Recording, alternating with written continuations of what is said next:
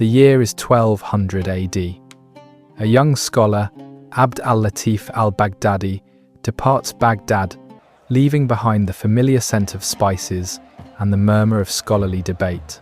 He is a man of intellect, versed in law, medicine, and philosophy, his mind ignited by the wisdom of Aristotle. Al-Baghdadi's journey takes him through bustling cities: Mosul, Jerusalem, Damascus, Aleppo. Each city a vibrant tapestry of sights and sounds, a stark contrast to the quiet contemplation of his studies. The air hums with 1,000 different voices, a cacophony that gradually fades as he pushes further south.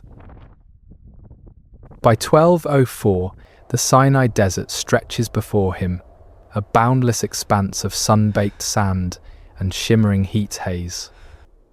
The air, once thick with the scent of humanity, now carries only the whisper of the wind.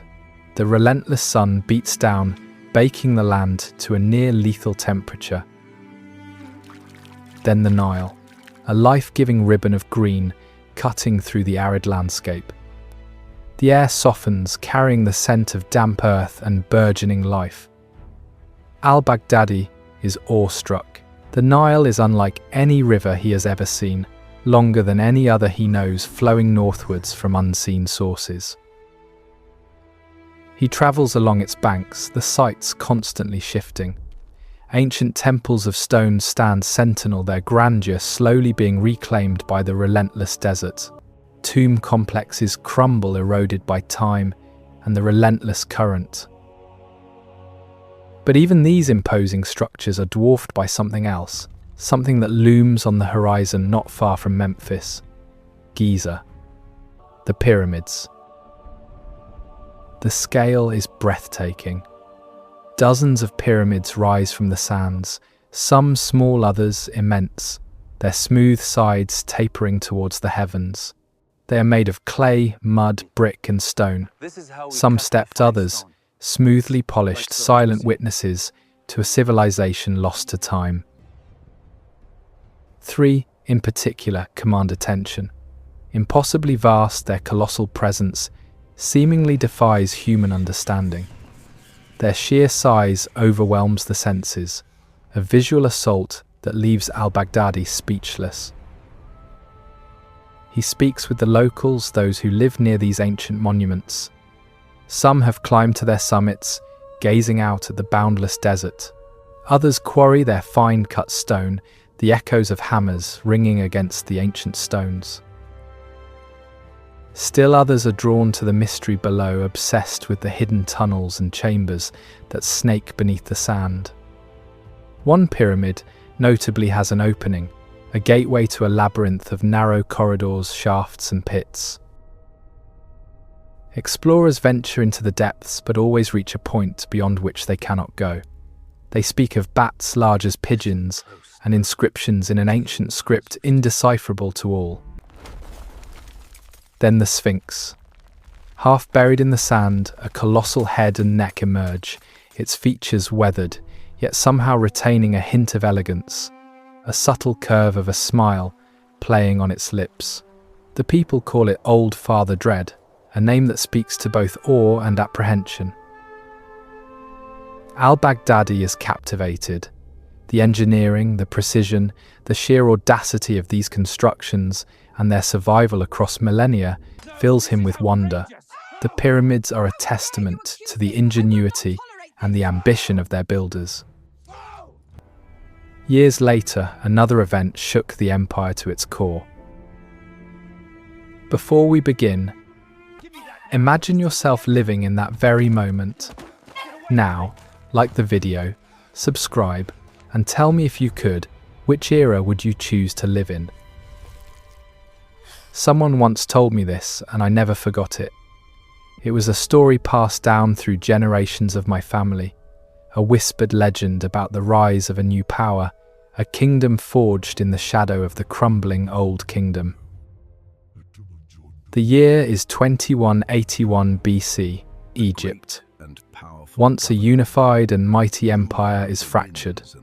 The death of Pepi II, after a reign of nearly a century, triggered a devastating succession crisis. The Nile, the lifeblood of the land, fails to deliver its usual bounty. A prolonged drought grips the land, its effects worsening with each passing season. The once verdant fields wither, turning to dust under the relentless Sunday. The granaries, usually overflowing, stand gaunt and nearly empty. Hunger gnaws at the land, its hollow echoes echoing through the parched fields. The once mighty pharaohs, symbols of power and prosperity, are reduced to squabbling rulers of fragmented territories. Their magnificent tombs, monuments to their ambition, stand as stark reminders of their failed legacy. The half-finished pyramids, pockmarked and crumbling, stand as silent testament to this era of decline. The people suffer. Theft becomes commonplace. Neighbors turn on neighbors and desperation fuels violence. Families are torn apart, their bonds severed by hunger and fear. The once thriving cities shrink, their bustling markets replaced by empty streets, haunted by the cries of the starving. In this chaos, regional governors seize power, their influence growing with each passing year. They style themselves as independent rulers, their lavish tombs boasting of achievements that rarely extend beyond their own immediate provinces. These local rulers, once subservient to the pharaoh, now act as petty kings, vying for power in a land that has already lost its way.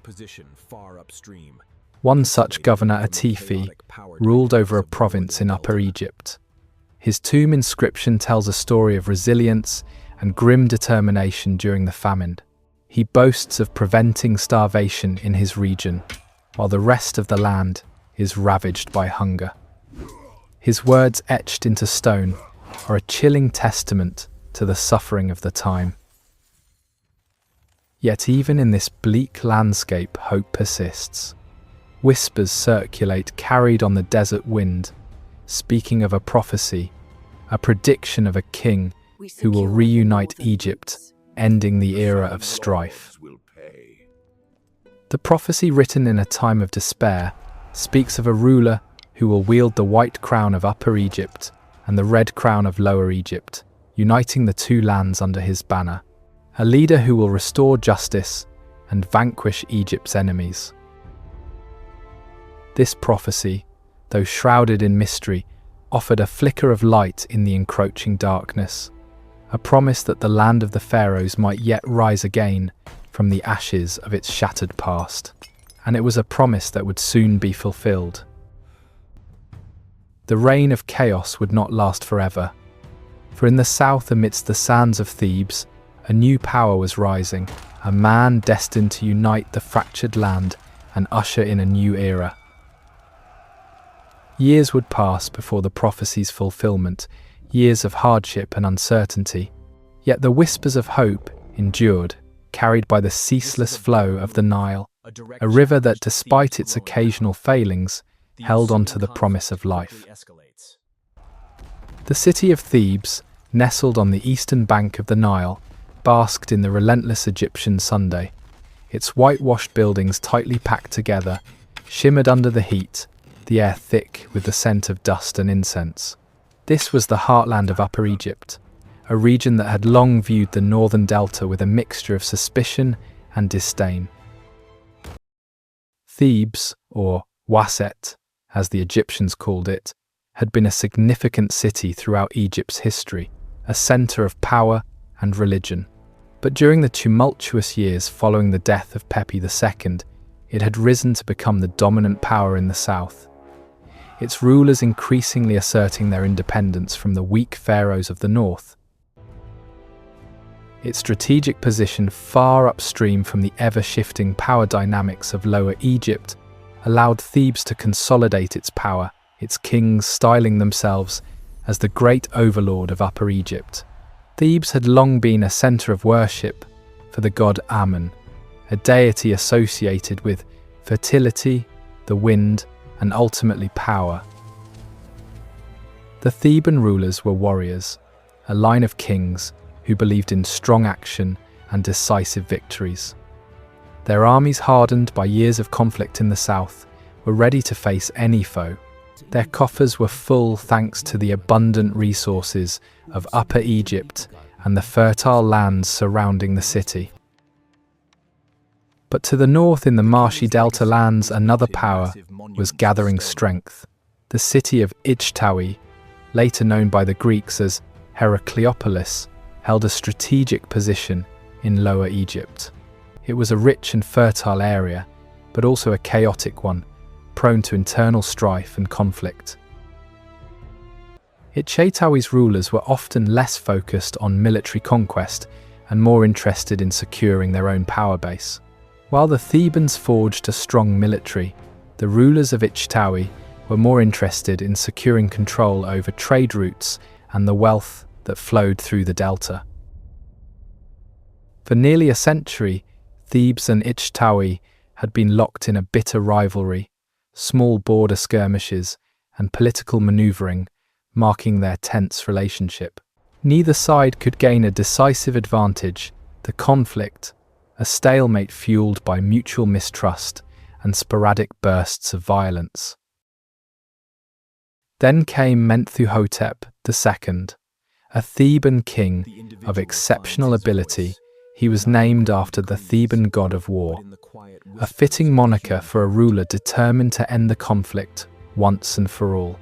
Mentuhotep II's reign began in a time of uncertainty and dissolution, but his ambition far outweighed the troubles that surrounded him.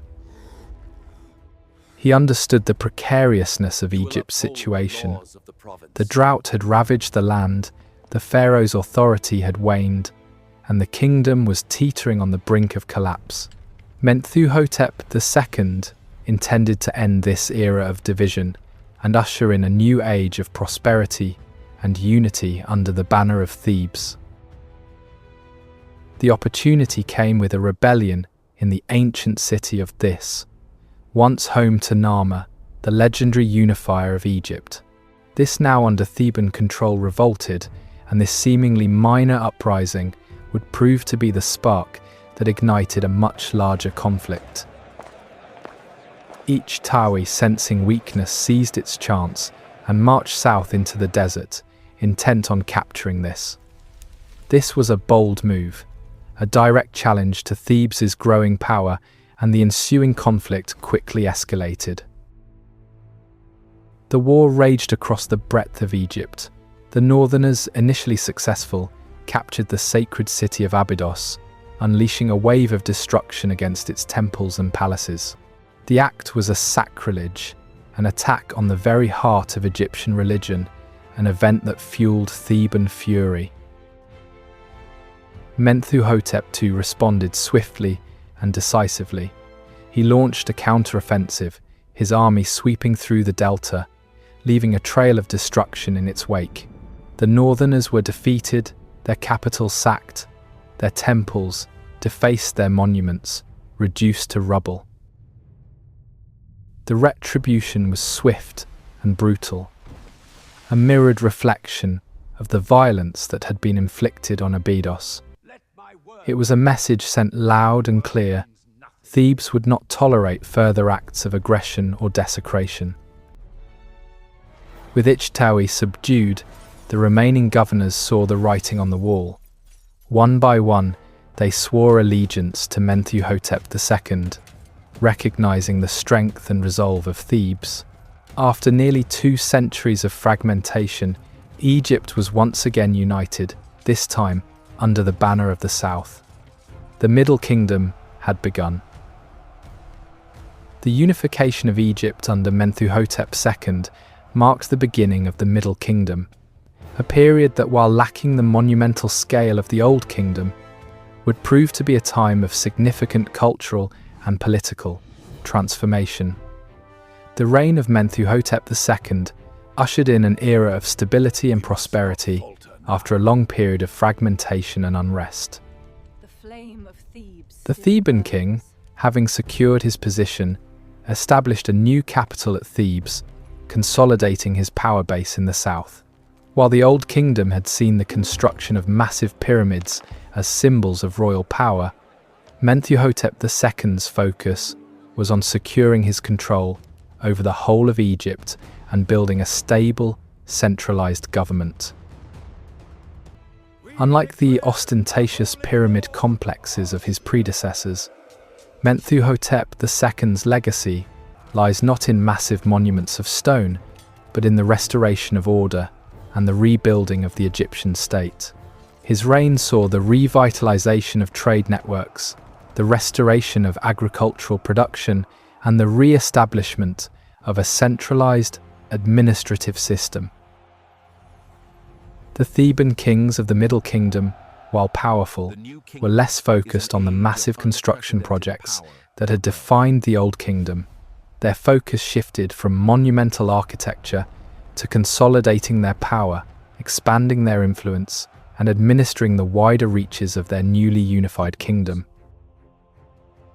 Mentuhotep II's reign lasted for over 50 years, a period of relative peace and prosperity. He secured the southern borders against Nubian incursions and strengthened Egypt's position in the eastern Mediterranean, bringing previously rebellious governors back under his control. However, the Middle Kingdom was not without its challenges. While the immediate crisis of fragmentation was resolved, Egypt continued to face external threats and internal political instability. The legacy of the Old Kingdom's decline and the prolonged drought that accompanied it continued to exert its influence. The economy, though recovering, was still fragile. The once powerful agricultural system, though rejuvenated, remained vulnerable to the whims of the Nile, its annual flooding crucial for the survival of the entire population. External threats from neighboring kingdoms also remained a constant worry. The era saw a flourishing of literature and art, a reflection of the renewed stability and prosperity under the Theban rulers. The period produced some of Egypt's most celebrated literary works, narratives that offered a glimpse into the lives of ordinary Egyptians, and painted tombs illustrated the daily life of a recovering society. The newfound peace allowed for artistic expression to flourish. Tombs were adorned with vivid murals and intricate carvings, depicting scenes of daily life, religious rituals, and the natural world. These works provide invaluable insights into the culture and society of the Middle Kingdom. The political system, while more centralized, still faced the challenge of balancing the power of the pharaoh with that of the regional governors. While the pharaoh held supreme authority, regional administrators maintained a degree of autonomy, a legacy of the previous era of fragmentation. This tension between central and regional power would continue to play a significant role in Egyptian politics for centuries to come. The seeds of future conflict lay hidden within the administrative structures of Mentuhotep's seemingly stable reign. The Middle Kingdom, therefore, was a period of transition and consolidation. It was a time of rebuilding, a time of cultural flourishing, but also a time of underlying tensions that would eventually lead to the kingdom's fragmentation once more. The legacy of Mentuhotep II was one of renewed stability, but his success would not be the final word in the long history of Egypt. The sands of time, as always, continued to shift. The Middle Kingdom continued for several centuries, a period of relative stability, punctuated by occasional periods of internal strife and external threats. The Theban kings, successors to Mentuhotep II, ruled from their capital in Upper Egypt, overseeing a kingdom that, while unified, still bore the scars of the previous era's fragmentation. The economic recovery, while significant, was not without its setbacks. The Nile, the lifeblood of Egypt, remained a capricious force of nature. Years of bountiful floods were interspersed with periods of drought, impacting agricultural output and creating economic hardship for the population. The reign of Amenemhat I, one of Mentuhotep II's successors, marked a turning point. He moved the capital north to Ichtawi Heracleopolis, a decision that reflected his ambitions to reassert the pharaoh's authority over the entire kingdom, shifting the center of power away from the strongly independent Theban south. Amenemhat focused on strengthening the central government and expanding Egypt's military capabilities. He built new fortifications to protect against external threats and implemented administrative reforms to improve the efficiency of the tax collection and distribution of resources. This northern shift, though intended to strengthen the pharaoh's authority, also raised tensions within the court. Upper Egypt, having been the dominant power for over a century, remained wary of the north's ambitions and the shift in political power. The reigns of Amenemhat's successors, Senwosret I and Amenemhat II, were characterized by military expansion and ambitious construction projects. They pushed Egypt's borders south into Nubia, building fortresses to secure the southern frontier and establish a strong military presence. These kings also engaged in extensive building programs, erecting temples, palaces, and administrative buildings throughout the kingdom. Their projects, though not on the scale of the Old Kingdom's pyramids, were nevertheless impressive, demonstrating the wealth and power of the Middle Kingdom. However, this period of prosperity was followed by increasing internal tensions. Succession crises became more frequent, and the power of the regional governors grew, challenging the pharaoh's authority. The growing wealth of these governors led to increasing independence and rivalry. The later Middle Kingdom saw a decline in central authority, with governors in Upper and Lower Egypt openly defying the pharaoh's directives. This growing decentralization mirrors the political breakdown that had preceded Mentuhotep II's reign. Despite the growing internal conflicts, the Middle Kingdom continued its economic and cultural growth. Trade routes flourished, bringing wealth and goods from across the eastern Mediterranean. Egypt's influence in the region remained considerable, a testament to the enduring strength of its culture and military. However, the seeds of the kingdom's future collapse were being sown. The growing independence of the governors, the vulnerability of the economy to the whims of the Nile, and the increasing frequency of succession crises created an environment of instability. The once unified kingdom was once again beginning to unravel. The era's relative stability would eventually give way to a period of chaos and dissolution.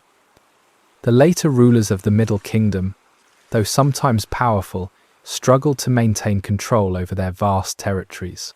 The internal weaknesses of the kingdom would soon be exposed by external threats. The once mighty empire, forged in the fires of unification, was entering a period of decline, a decline that would lead to another era of fragmentation and upheaval, setting the stage for a new chapter in the long and complex history of Egypt. The carefully constructed peace would once again be shattered. The final decades of the Middle Kingdom were marked by increasing instability. The carefully constructed peace, maintained for over 2 centuries, began to unravel. Succession crises became more frequent, the reigns of pharaohs often short and tumultuous. The power of the nomarchs, the regional governors, grew their ambitions, challenging the authority of the central government. The economy, once thriving, faltered. The Nile, the lifeblood of Egypt, became increasingly unpredictable. Periods of bountiful floods were replaced by years of severe drought, leading to crop failures and widespread famine. The granaries, once overflowing, stood nearly empty, a grim symbol of the kingdom's declining fortunes. The once unified kingdom began to fracture along regional lines. The nomarchs, amassing wealth and power, openly defied the pharaoh's authority, engaging in conflicts with neighbouring provinces. The once powerful central government struggled to maintain control its authority, eroding with each passing year. Amidst this political turmoil, external threats loomed. Nubia to the south grew increasingly assertive, its rulers challenging Egypt's control over the southern frontier. The once subdued Nubians, emboldened by Egypt's internal weaknesses, began to assert their independence. The once formidable Egyptian military, though still powerful, struggled to deal with the multiple challenges simultaneously. The droughts, the famines, and the internal rebellions stretched the army thin, leaving Egypt vulnerable to external attacks.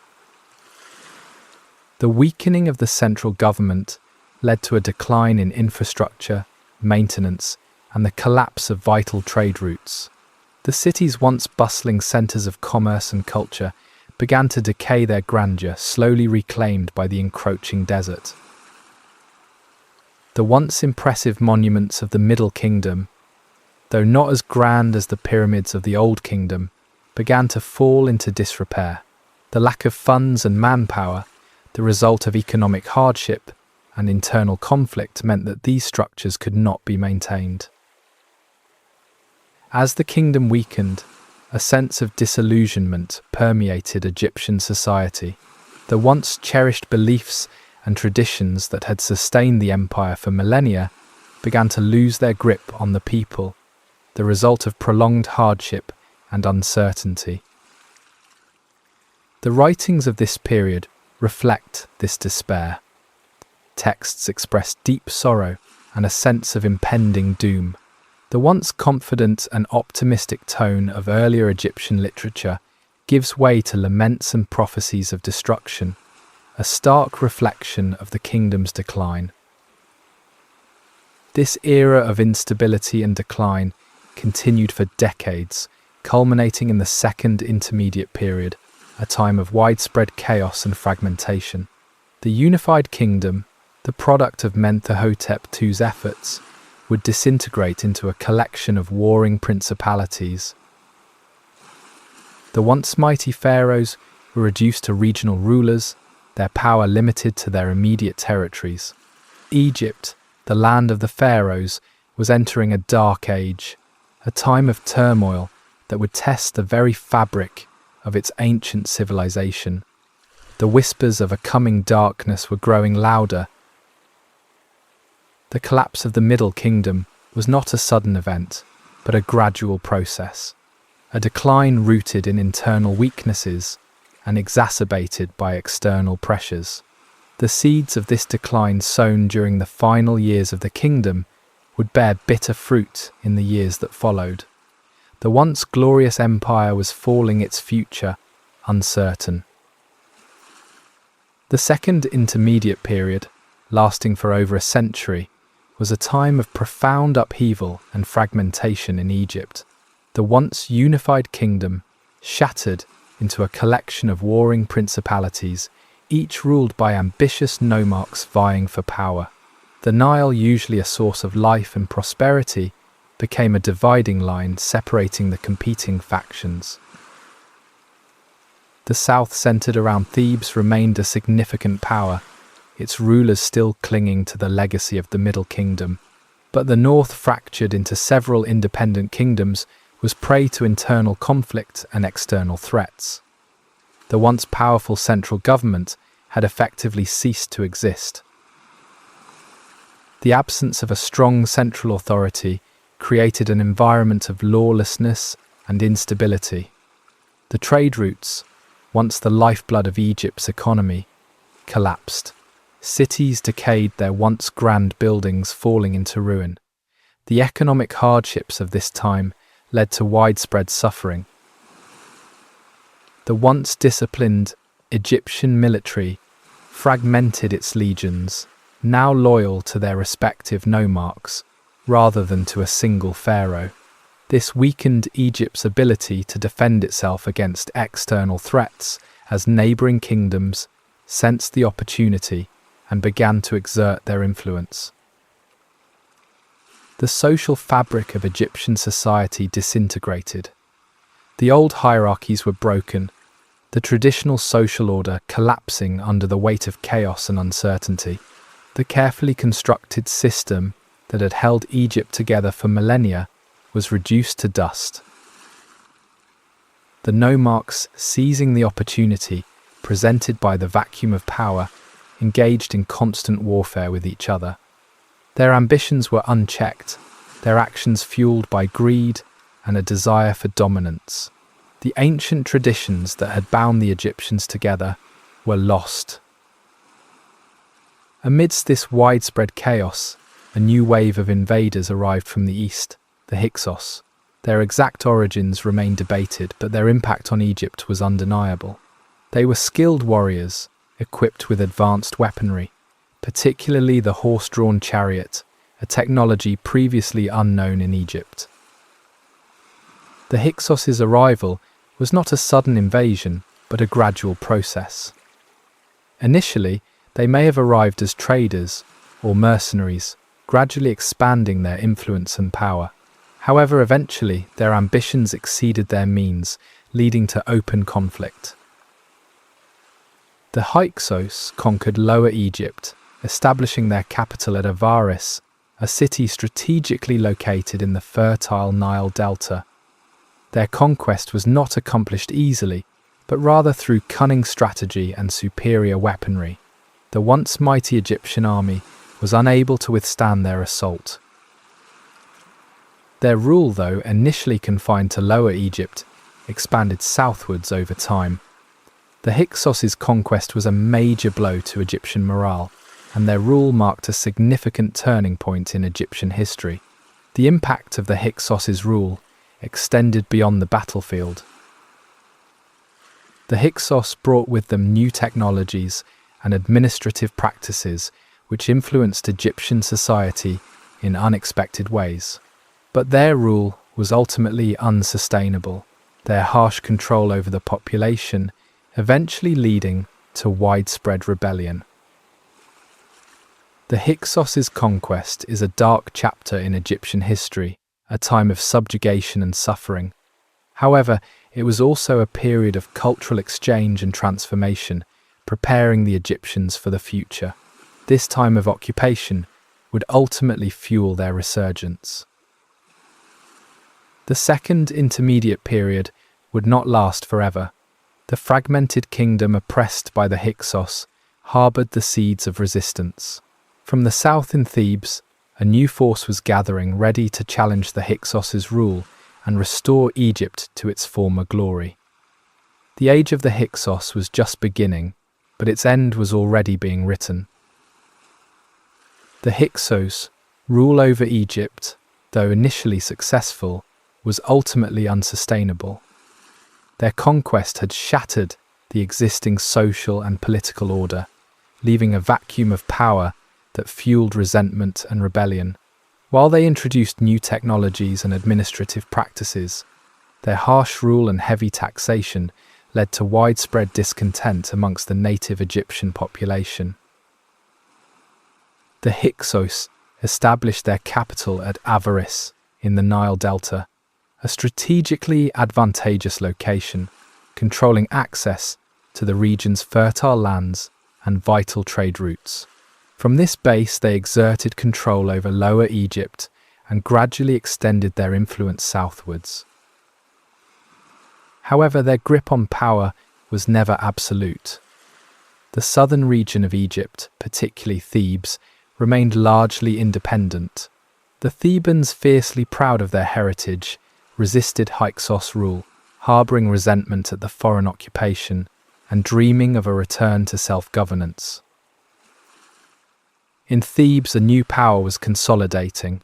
Local rulers, strengthened by the inherent strength of their region and the enduring pride of their people, began to amass military power, preparing for a potential challenge to the Hyksos' authority. The Theban army was rigorously trained, its soldiers prepared for the conflict to come. The prolonged Hyksos occupation inadvertently strengthened the Theban kingdom. The unified power structure of the Middle Kingdom had been destroyed, replaced by the fractured chaos of local nomarchs. But from the ashes of this fragmentation, a unified, centralized Theban kingdom was rising. The Theban kings, consolidating their authority over Upper Egypt, gradually began to expand their influence northwards, testing the Hyksos' strength and probing their defences. Small-scale skirmishes and raids along the border tested the resolve of the occupiers. The Theban kings were shrewd strategists. They understood the limitations of Hyksos' control and exploited internal divisions within their ranks. They cultivated alliances with other local rulers who remained loyal to the old ways, building a network of resistance. Years of skirmishes and political maneuvering followed. The Thebans, through their careful planning, gained significant military and economic power. They built a strong army equipped with weaponry comparable to that of the Hyksos, including horse-drawn chariots. The turning point came with the reign of a Theban prince named Pharaohs. He inherited a kingdom poised for rebellion. His father's reign saw a gradual strengthening of the Theban army and a growing defiance of Hyksos authority.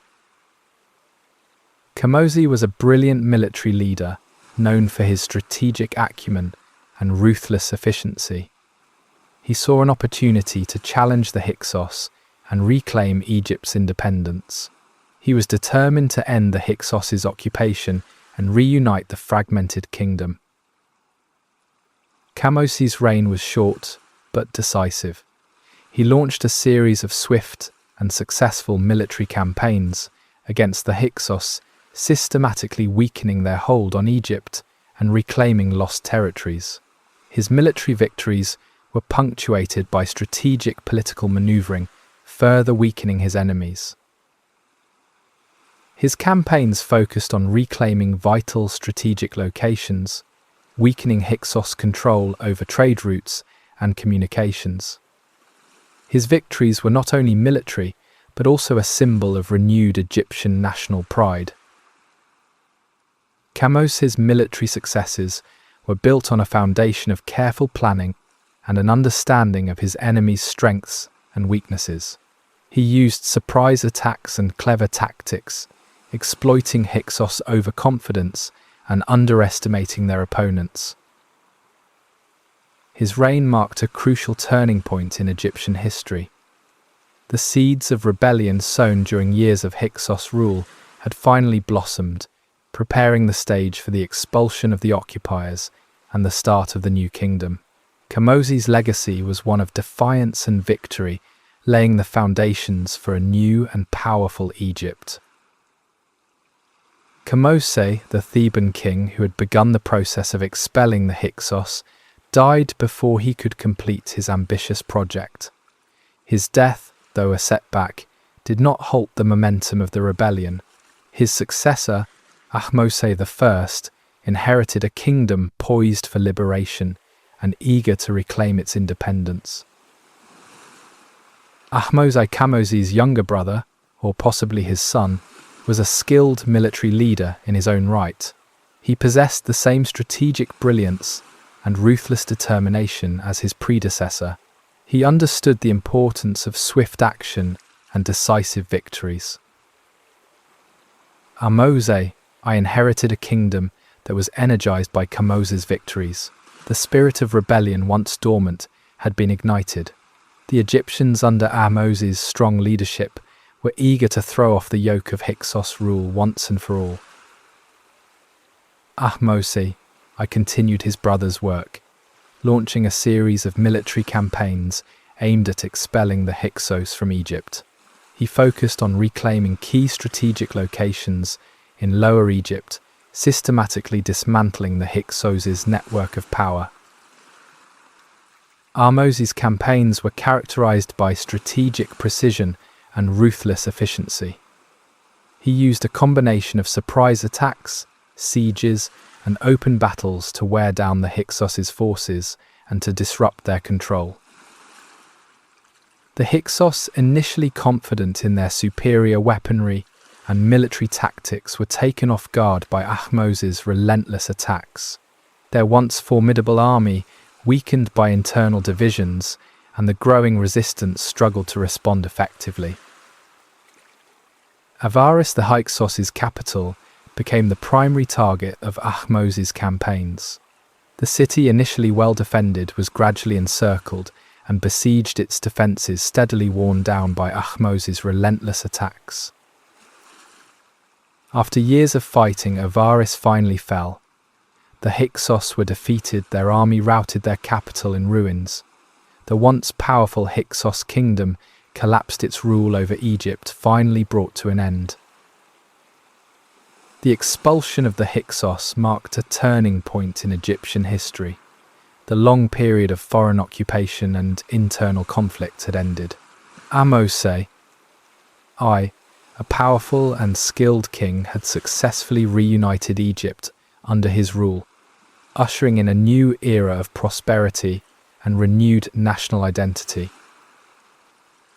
Ahmose's victories were not solely military, they were also political.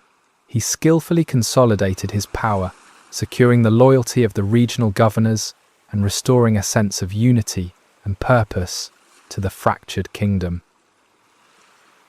The reunification of Egypt under Ahmose I signified the start of the new kingdom, a period of prosperity, expansion, and renewed cultural and artistic dynamism. The expulsion of the Hyksos marked a pivotal moment in Egypt's history, restoring national pride and forging a new identity for the people of Egypt.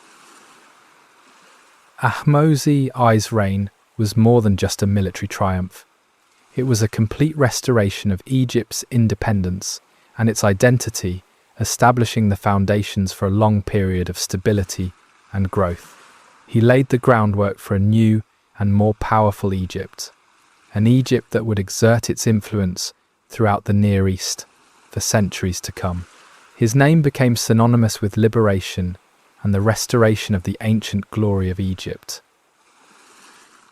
The victory was not just a military triumph, but a testament to the resilience of the Egyptian people and their ability to overcome even the most formidable of challenges.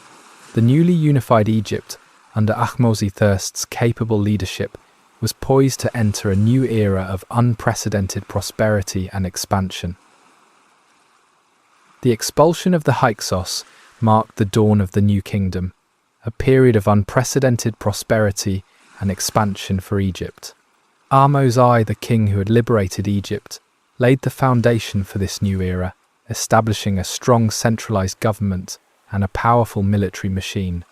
His reign, though relatively short, was transformative. Ahmose I's focus was not solely on military matters. He understood the importance of economic stability and the need to rebuild the infrastructure that had decayed during the Second Intermediate Period.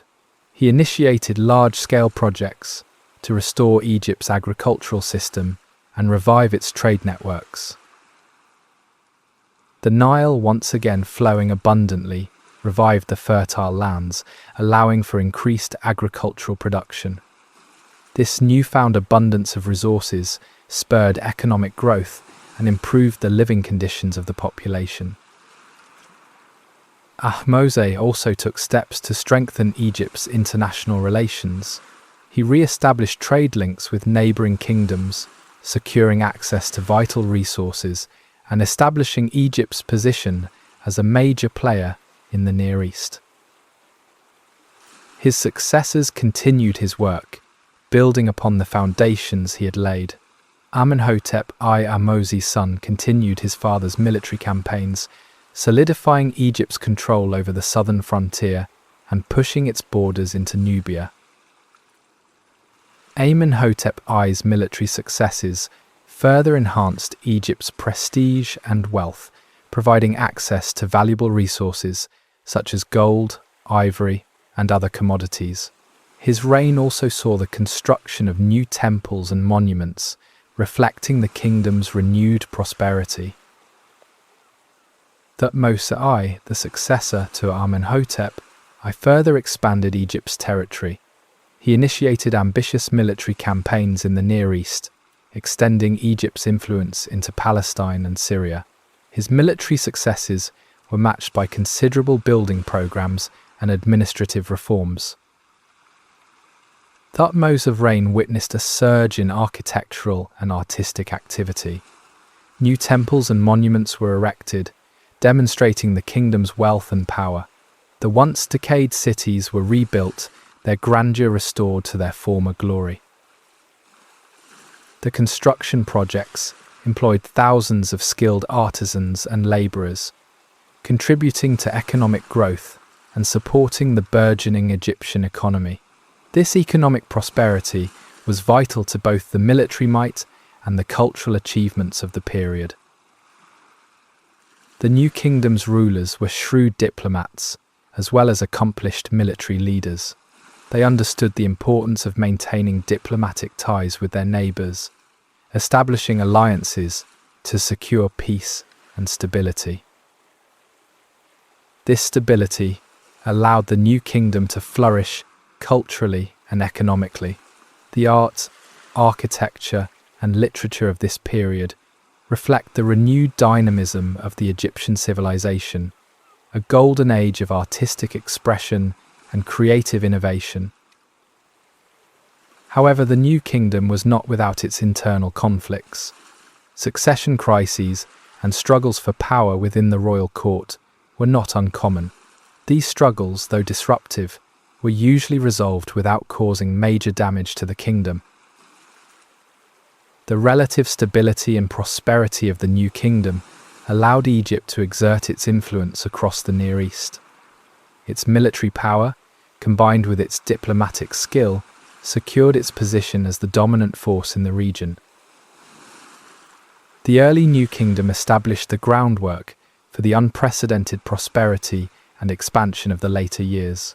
The expulsion of the Hyksos and the reunification of Egypt under Ahmose I paved the way for the next chapter in Egypt's long and complex history, a period of immense military success and cultural brilliance. The future of Egypt, for the moment, seemed secure. The reign of Hatshepsut, one of Egypt's most remarkable pharaohs, marked a significant turning point in the new kingdom. She ascended to the throne, not through direct inheritance, but through a complex web of political maneuvering, becoming the first woman to rule Egypt as a pharaoh in her own right. Hatshepsut's rise to power was not without challenges. She was initially co-regent with her stepson, Thutmose III, a young and ambitious prince, eager to claim the throne for himself. Hatshepsut skillfully navigated these political waters, eventually consolidating her power and ruling as the sole pharaoh. She was a remarkable ruler, demonstrating both military and diplomatic acumen. While Thutmose III focused on military expansion, Hatshepsut prioritized diplomacy and economic growth, leading Egypt into a period of unprecedented prosperity. Hatshepsut's reign saw a significant reduction in military campaigns. She shifted Egypt's focus away from military conquest and toward internal development and economic expansion. Her diplomatic skills secured peace and stability, creating an environment for prosperity to flourish. Her diplomatic efforts strengthened Egypt's relationship with its neighbours, securing trade routes and access to vital resources. This peaceful approach allowed Egypt's economy to flourish, resulting in a considerable increase in wealth and the accumulation of resources. However, Hatshepsut's approach was not without its critics. Thutmose III, chafing under her rule, challenged her authority, although his challenges were largely unsuccessful while she remained alive. To consolidate her power and legitimacy, Hatshepsut engaged in an ambitious building program, constructing magnificent temples and monuments throughout Egypt. Her constructions emphasized her divine right to rule, presenting her as a powerful and legitimate pharaoh. Among her most notable achievements was the construction of a massive mortuary temple at Deir el-Bahri, a testament to her architectural vision and ambition. The temple, a masterpiece of design and engineering, showcased Egypt's artistic prowess and reflected Hatshepsut's desire to leave a lasting legacy. Hatshepsut's reign was also marked by a major expedition to Punt, a land located in the Horn of Africa. This voyage, undertaken by a fleet of ships, brought back exotic goods, including incense trees, ebony, ivory, and gold.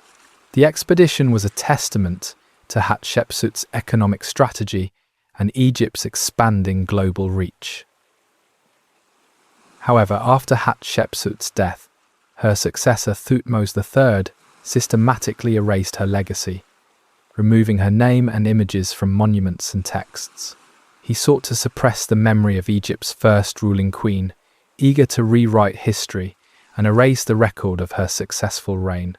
The story of Hatshepsut's reign is not only a narrative of successful rule, but a reminder of the power of history and those who attempt to control it. Despite Thutmose III's efforts, Hatshepsut's impact remained significant. Her reign showcased an alternative approach to leadership, proving that diplomacy and economic growth could lead to an era of unprecedented prosperity and influence. Her story also serves as a cautionary tale about the fragility of power and the lengths to which some will go to erase inconvenient truths from the historical record. Thutmose III, Hatshepsut's stepson and successor, inherited a kingdom at the height of its power. He had waited patiently, biding his time during Hatshepsut's reign, and now seizing the opportunity, he embarked on a period of unprecedented military expansion, reversing the diplomatic policies of his predecessor. Thutmose III was a skilled military strategist and a ruthless warrior king. He was intensely ambitious, determined to restore Egypt to its former glory and expand its territory throughout the Near East. His reign marked a significant shift from the peaceful policies of Hatshepsut. He launched numerous military campaigns, conquering vast swathes of territory in Syria and Palestine. His armies, highly disciplined and well-equipped, achieved remarkable victories, defeating powerful enemies and establishing Egypt's dominance in the region. His military campaigns were not merely acts of conquest. They were carefully planned strategic operations aimed at securing vital resources, establishing trade routes, and consolidating Egypt's power in the Near East. His armies moved swiftly and decisively, employing innovative tactics and weaponry. The horse-drawn chariot, a key element of Egyptian military strength, played a critical role in their victories.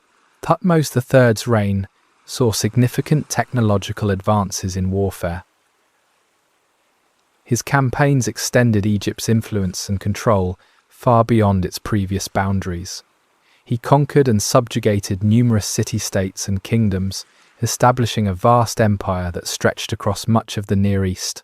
His military triumphs were legendary. Thutmose III's military successes were not only strategic, but also significantly boosted Egypt's economy. The conquered territories provided a wealth of resources, including precious metals, timber, and other valuable commodities. This influx of wealth enhanced the prosperity of the new kingdom.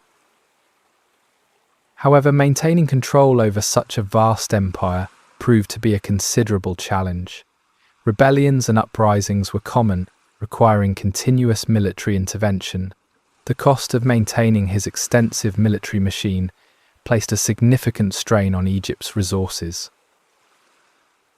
Despite the challenges of controlling such a large empire, Thutmose III's reign was marked by significant building projects. He constructed numerous temples and monuments throughout Egypt, showcasing the kingdom's wealth and power and commemorating his military victories. These construction projects provided employment and spurred economic activity. His reign saw an explosion of architectural and artistic innovation, reflecting Egypt's position as a major cultural center. His buildings were often grandiose, celebrating his military triumphs and divine right to rule. Despite the cost of his military campaigns and extensive building programs, Thutmose III's reign brought Egypt to the peak of its power in the New Kingdom. His military achievements established Egypt's dominance in the Near East, securing its position as a major player on the world stage. Yet, Thutmose III's reign also hints at the inherent instability of empire built on military might. The continuous need for military interventions to quell rebellions reveals the fragility of a kingdom sustained solely by force. The vast empire, though impressive, was ultimately unsustainable. The reigns of Thutmose III's successors continued the pattern of expansion and consolidation established during his long and successful reign. However, maintaining control over the vast empire he had created proved increasingly challenging. The constant need to suppress rebellions in conquered territories and the immense cost of maintaining a large standing army placed a considerable strain on the kingdom's resources. Thutmose III's son, Amenhotep II, inherited an empire stretching far beyond Egypt's traditional borders.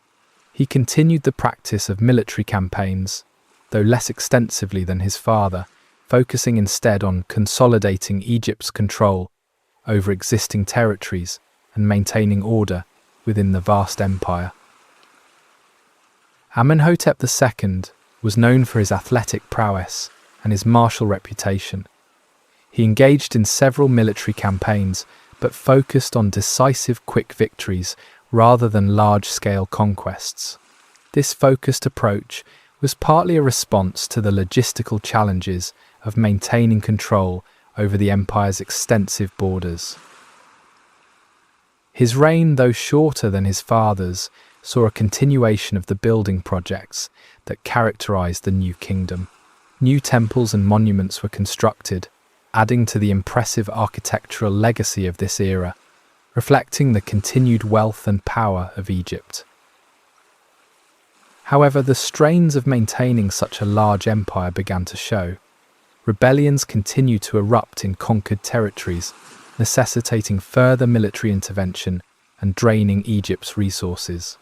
The vast distances between Egypt and its most distant territories created logistical challenges. The later rulers of the 18th dynasty, including Thutmose IV and Amenhotep III, faced increasing difficulties in maintaining control over their far-flung empire. The constant need for military campaigns and the immense cost of administering such a vast territory placed a significant strain on Egypt's resources. Amenhotep III, known for his extravagant lifestyle and luxurious building projects, oversaw a period of considerable wealth and prosperity. His reign saw the construction of numerous magnificent temples and monuments, showcasing the kingdom's power and reflecting a confidence in Egypt's position. However, the lavish spending of Amenhotep III, combined with the ongoing costs of maintaining the vast empire, began to deplete Egypt's resources. The financial strain of military campaigns and massive construction projects started to have its effects. The internal tensions within the royal court grew, increasing the instability of the kingdom. Struggles for power between rival factions and succession crises further weakened the central government's ability to maintain control over its vast territories. The later years of Amenhotep III's reign saw a decline in Egypt's military power and influence. Rebellions in conquered territories were becoming more frequent and increasingly difficult to suppress, highlighting the growing challenges the kingdom faced. The external threats to Egypt's empire increased. Powerful neighboring kingdoms, sensing weakness, began to challenge Egypt's dominance. The once unshakable position of Egypt in the Near East was becoming vulnerable. The internal and external pressures faced by the later rulers of the 18th dynasty foreshadowed the approaching decline of the New Kingdom. The strains of maintaining a vast empire coupled with the increasing internal instability and economic pressures, set the stage for a period of significant change. Egypt's seemingly unshakable power was faltering. Amenhotep III's son, Amenhotep IV, ascended to the throne, inheriting a kingdom facing increasing internal and external pressures. The vast empire created by Thutmose III was proving difficult to maintain. The cost of constant military campaigns to suppress rebellions, coupled with the extravagant spending of his father, had drained Egypt's resources. The once stable kingdom was teetering on the brink of instability. Amenhotep IV, unlike his predecessors, was not primarily interested in military conquest or large-scale building projects. He possessed a visionary, almost revolutionary spirit and was deeply interested in religious reform. He was profoundly dissatisfied with the complexities of traditional Egyptian religion, its multitude of gods, and the powerful priesthoods that controlled their worship. He sought to simplify and centralize religious practice, introducing a radical new religious system. This new religious system centered on the worship of Aten, the sun disk, which he elevated to the status of supreme deity. He declared Aten the sole god of Egypt, a radical departure from traditional polytheistic beliefs. This religious revolution was a dramatic upheaval, a fundamental change to Egypt's core identity. Amenhotep IV's religious reform was not merely a theological shift, it was a political one as well. By abolishing the traditional priesthoods and consolidating religious authority under his control, he significantly weakened the power of the established elite. This move, though intended to centralize power, created significant opposition within the established religious order. The powerful priesthoods, accustomed to wealth and influence, resisted Amenhotep IV's reforms, leading to increased political tension. To further emphasize his break from the past, Amenhotep IV changed his name to Akhenaten, meaning effective for the Aten, and moved the capital from Thebes to a newly founded city called Akhetaten, horizon of the Aten, located in the less populated desert region. Akhetaten, built from scratch, reflected Akhenaten's vision of a new Egypt, a city dedicated solely to the worship of Aten. It symbolized his radical break with the traditional religious and political structures of the past. The relocation of the capital angered many in Thebes and was a decisive move to break from traditional power structures. This separation signaled Akhenaten's resolve to completely overhaul the Egyptian religious system. Akhenaten's religious reforms and the relocation of the capital further strained Egypt's resources. The construction of Akhetaten and the ongoing need to suppress opposition to his religious reforms diverted funds and manpower from other essential areas of the kingdom. The shift in religious focus and the move to Akhetaten alienated many within Egyptian society. People who had long held their faith in traditional gods resisted Akhenaten's reforms, creating internal division and weakening the kingdom's stability. Akhenaten's reign, though characterized by radical, religious, and political change, left Egypt weakened and more vulnerable to external threats. His religious revolution, though bold and visionary, proved to be unsustainable, highlighting the fragility of a kingdom built on religious upheaval rather than political stability. His reign ended in chaos and confusion, laying the ground for the collapse of his ambitious project. Akhenaten's reign, a period of radical, religious, and political upheaval, ended with his death, leaving Egypt in a state of profound instability. His ambitious attempt to establish a new religious order and relocate the capital had alienated powerful factions within the kingdom, weakening its internal cohesion and leaving it vulnerable to external threats. Akhenaten's successors, his sons, inherited a kingdom fractured by internal conflict and struggling to maintain control over its vast territories. The powerful priesthoods, stripped of their influence and wealth under Akhenaten, sought to reclaim their former power and restore the traditional religious order. The period following Akhenaten's death was marked by chaos and uncertainty.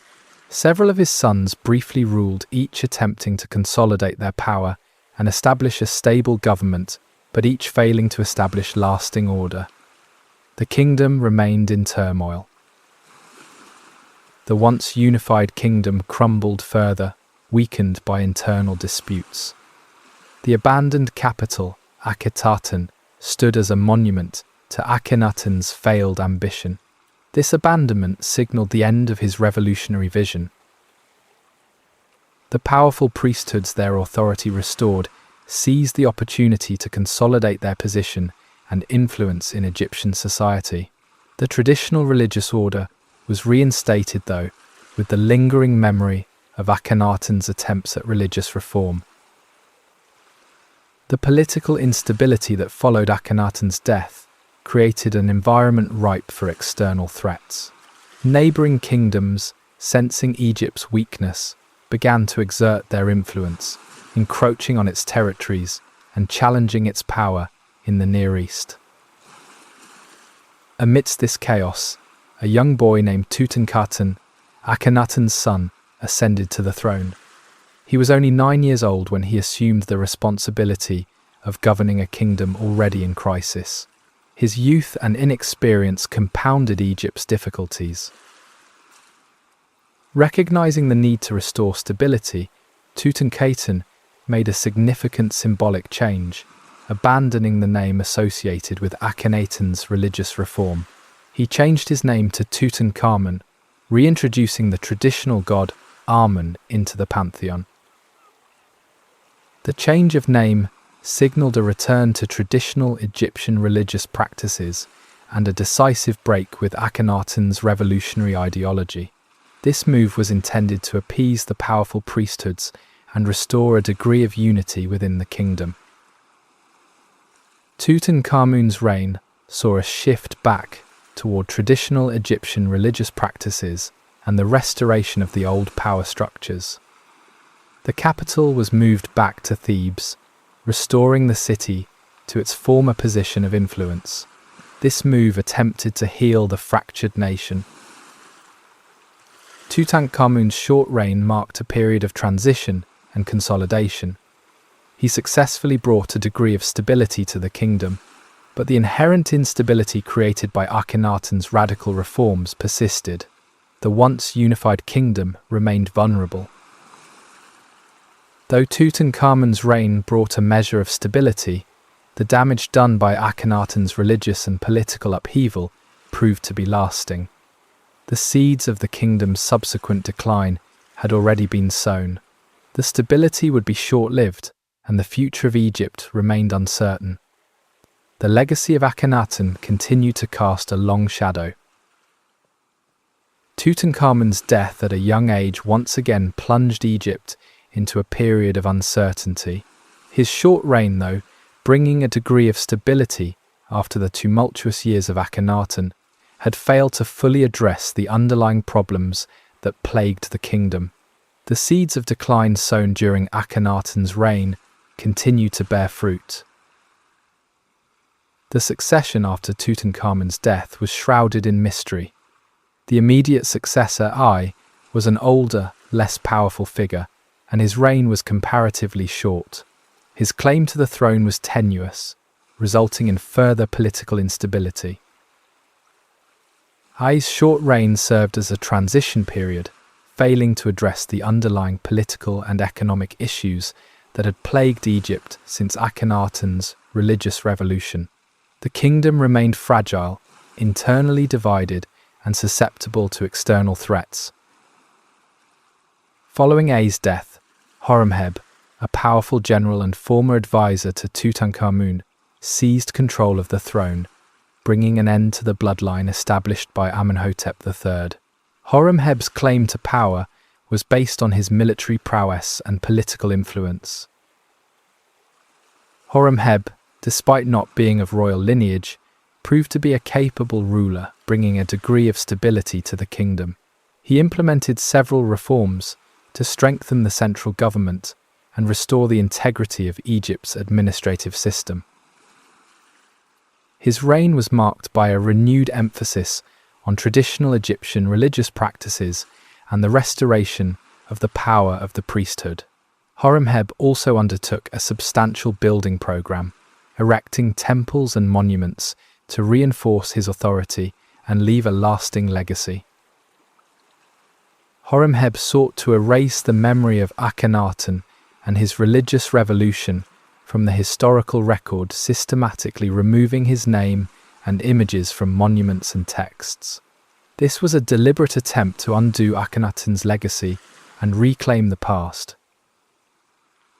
His actions were partly motivated by a desire to consolidate his own power and legitimacy. By removing Akhenaten's memory, he attempted to present his rule as a return to traditional Egyptian values and norms. However, despite his efforts, the underlying problems that plagued Egypt remained. The kingdom still faced external threats, and the cost of maintaining the extensive empire remained a burden on the nation's resources. The administrative reforms undertaken during his reign were successful to a degree, but they failed to fully resolve the systemic problems plaguing the kingdom. The empire remained fragile, and internal tensions continued to threaten its stability. Horemheb's adoption of traditional practices appeased the priesthood, but failed to restore the economic stability and military strength that had characterized earlier periods of the new kingdom. The seeds of further decline had already been sown. Horemheb's reign, while bringing a measure of stability, ultimately served as a transition period, preparing Egypt for the new challenges and the rise of a new dynasty. His death marked the end of the 18th dynasty and the beginning of the 19th, ushering in a new era in Egypt's long and complex history. His death left Egypt vulnerable to new threats and a new future. Horemheb's death marked the end of the 18th dynasty and the beginning of the 19th, ushering in a new era in Egyptian history. He left behind a kingdom that, while relatively stable, still faced significant internal and external challenges. The vast empire, though diminished, continued to require considerable resources to maintain. The 19th dynasty began with the reign of Ramses I, a general who had served under Horemheb. Ramses I's reign was short, lasting only a few years, but he laid the foundation for the dynasty that would follow, consolidating his power and establishing a new line of succession. Ramses' son Seti I inherited a kingdom poised for renewed expansion. A skilled military leader, Seti I launched a series of successful campaigns to reassert Egypt's influence in the Near East, reclaiming lost territories and solidifying Egypt's position. Seti's military campaigns were focused on regaining control over vital trade routes and reasserting Egyptian power in Syria and Palestine. His victories were strategically planned, aimed at restoring order to Egypt's influence and providing access to key resources. His military successes were not just about conquest. They also served to bolster the morale of the Egyptian people and to restore their faith in their kingdom's ability to maintain its position on the world stage.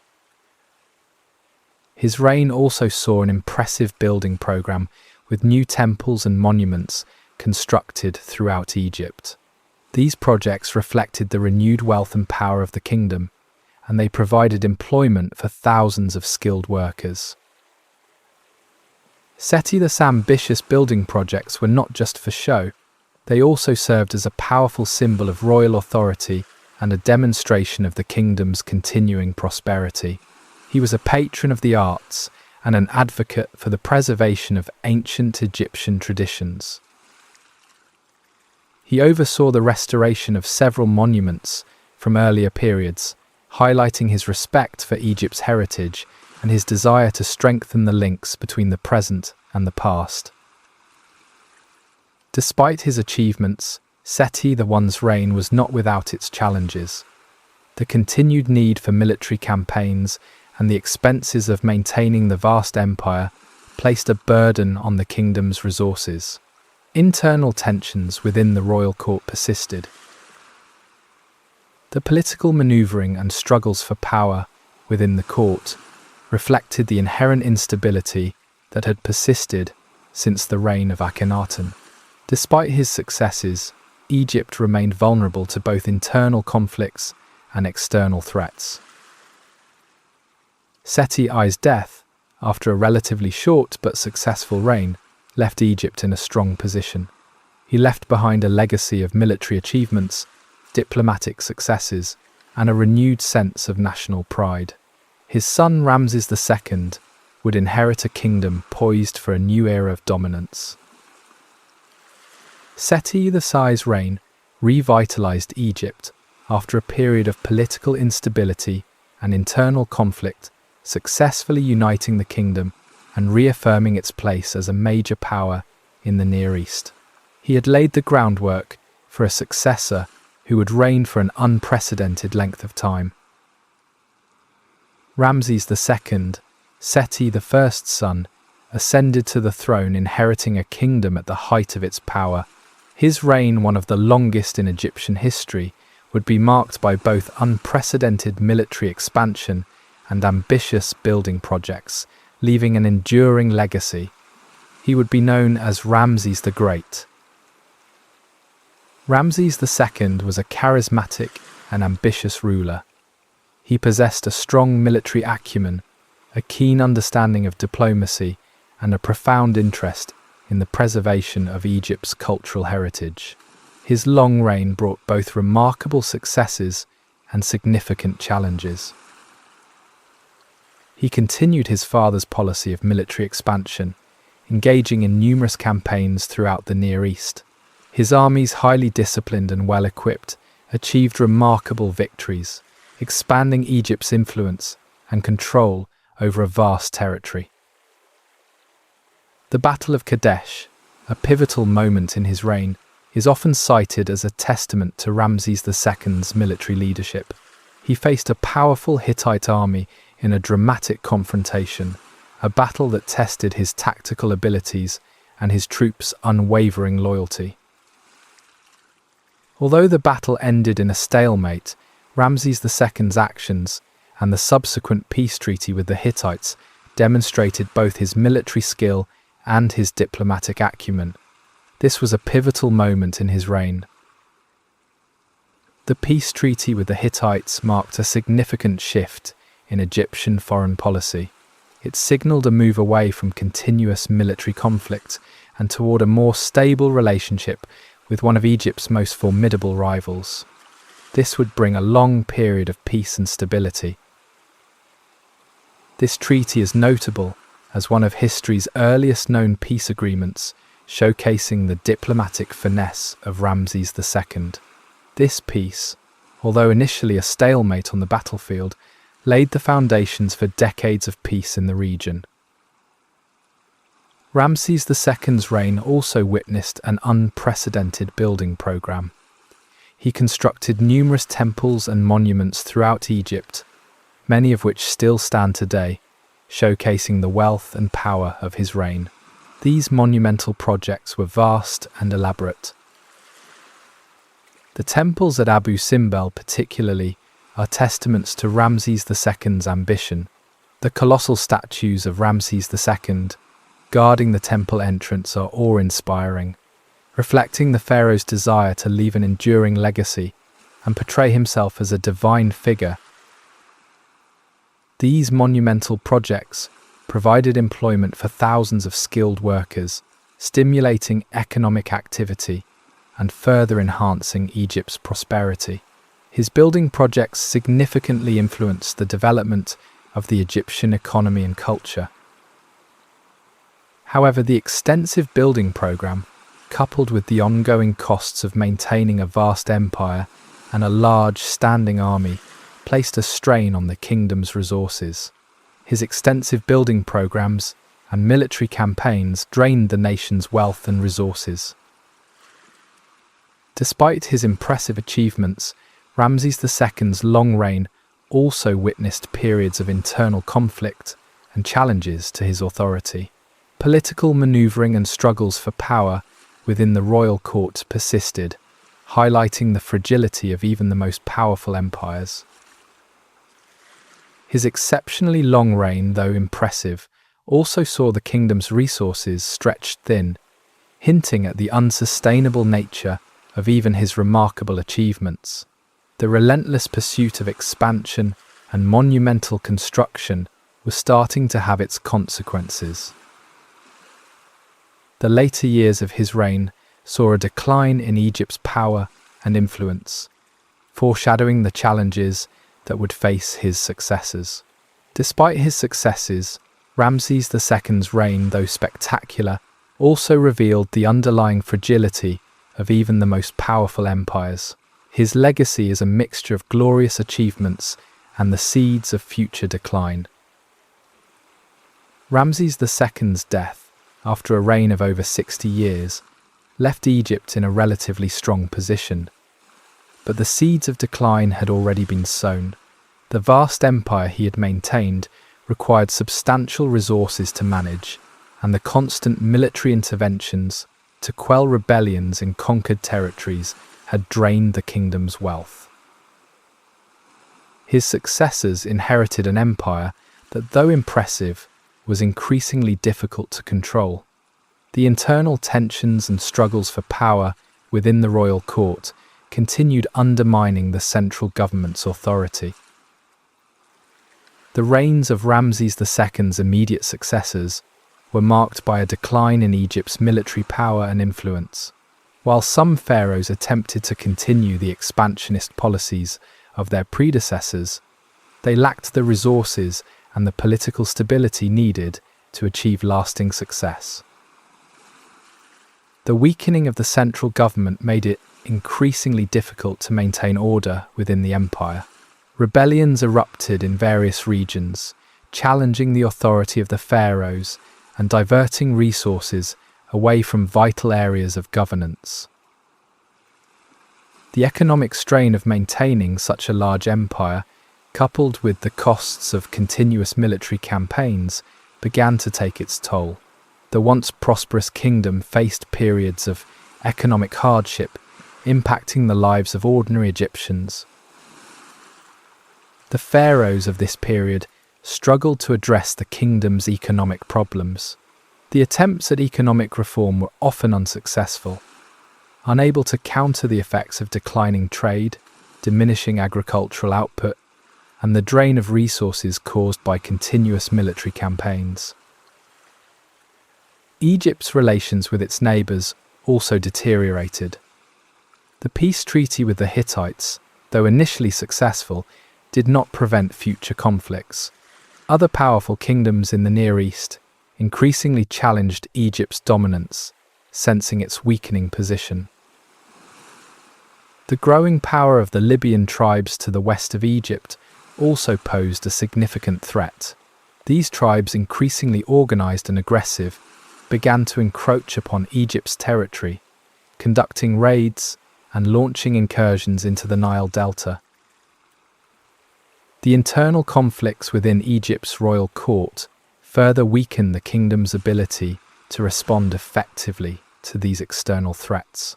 The constant struggles for power among rival factions diverted the pharaoh's attention and resources from dealing with urgent external problems. The pharaohs of this period, though often ambitious, lacked the resources and the political stability needed to reverse the kingdom's decline.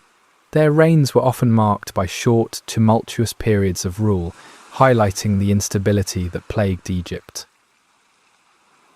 The weakening of Egypt's central government created a power vacuum, allowing other factions, including the priesthood and the military, to increase their influence.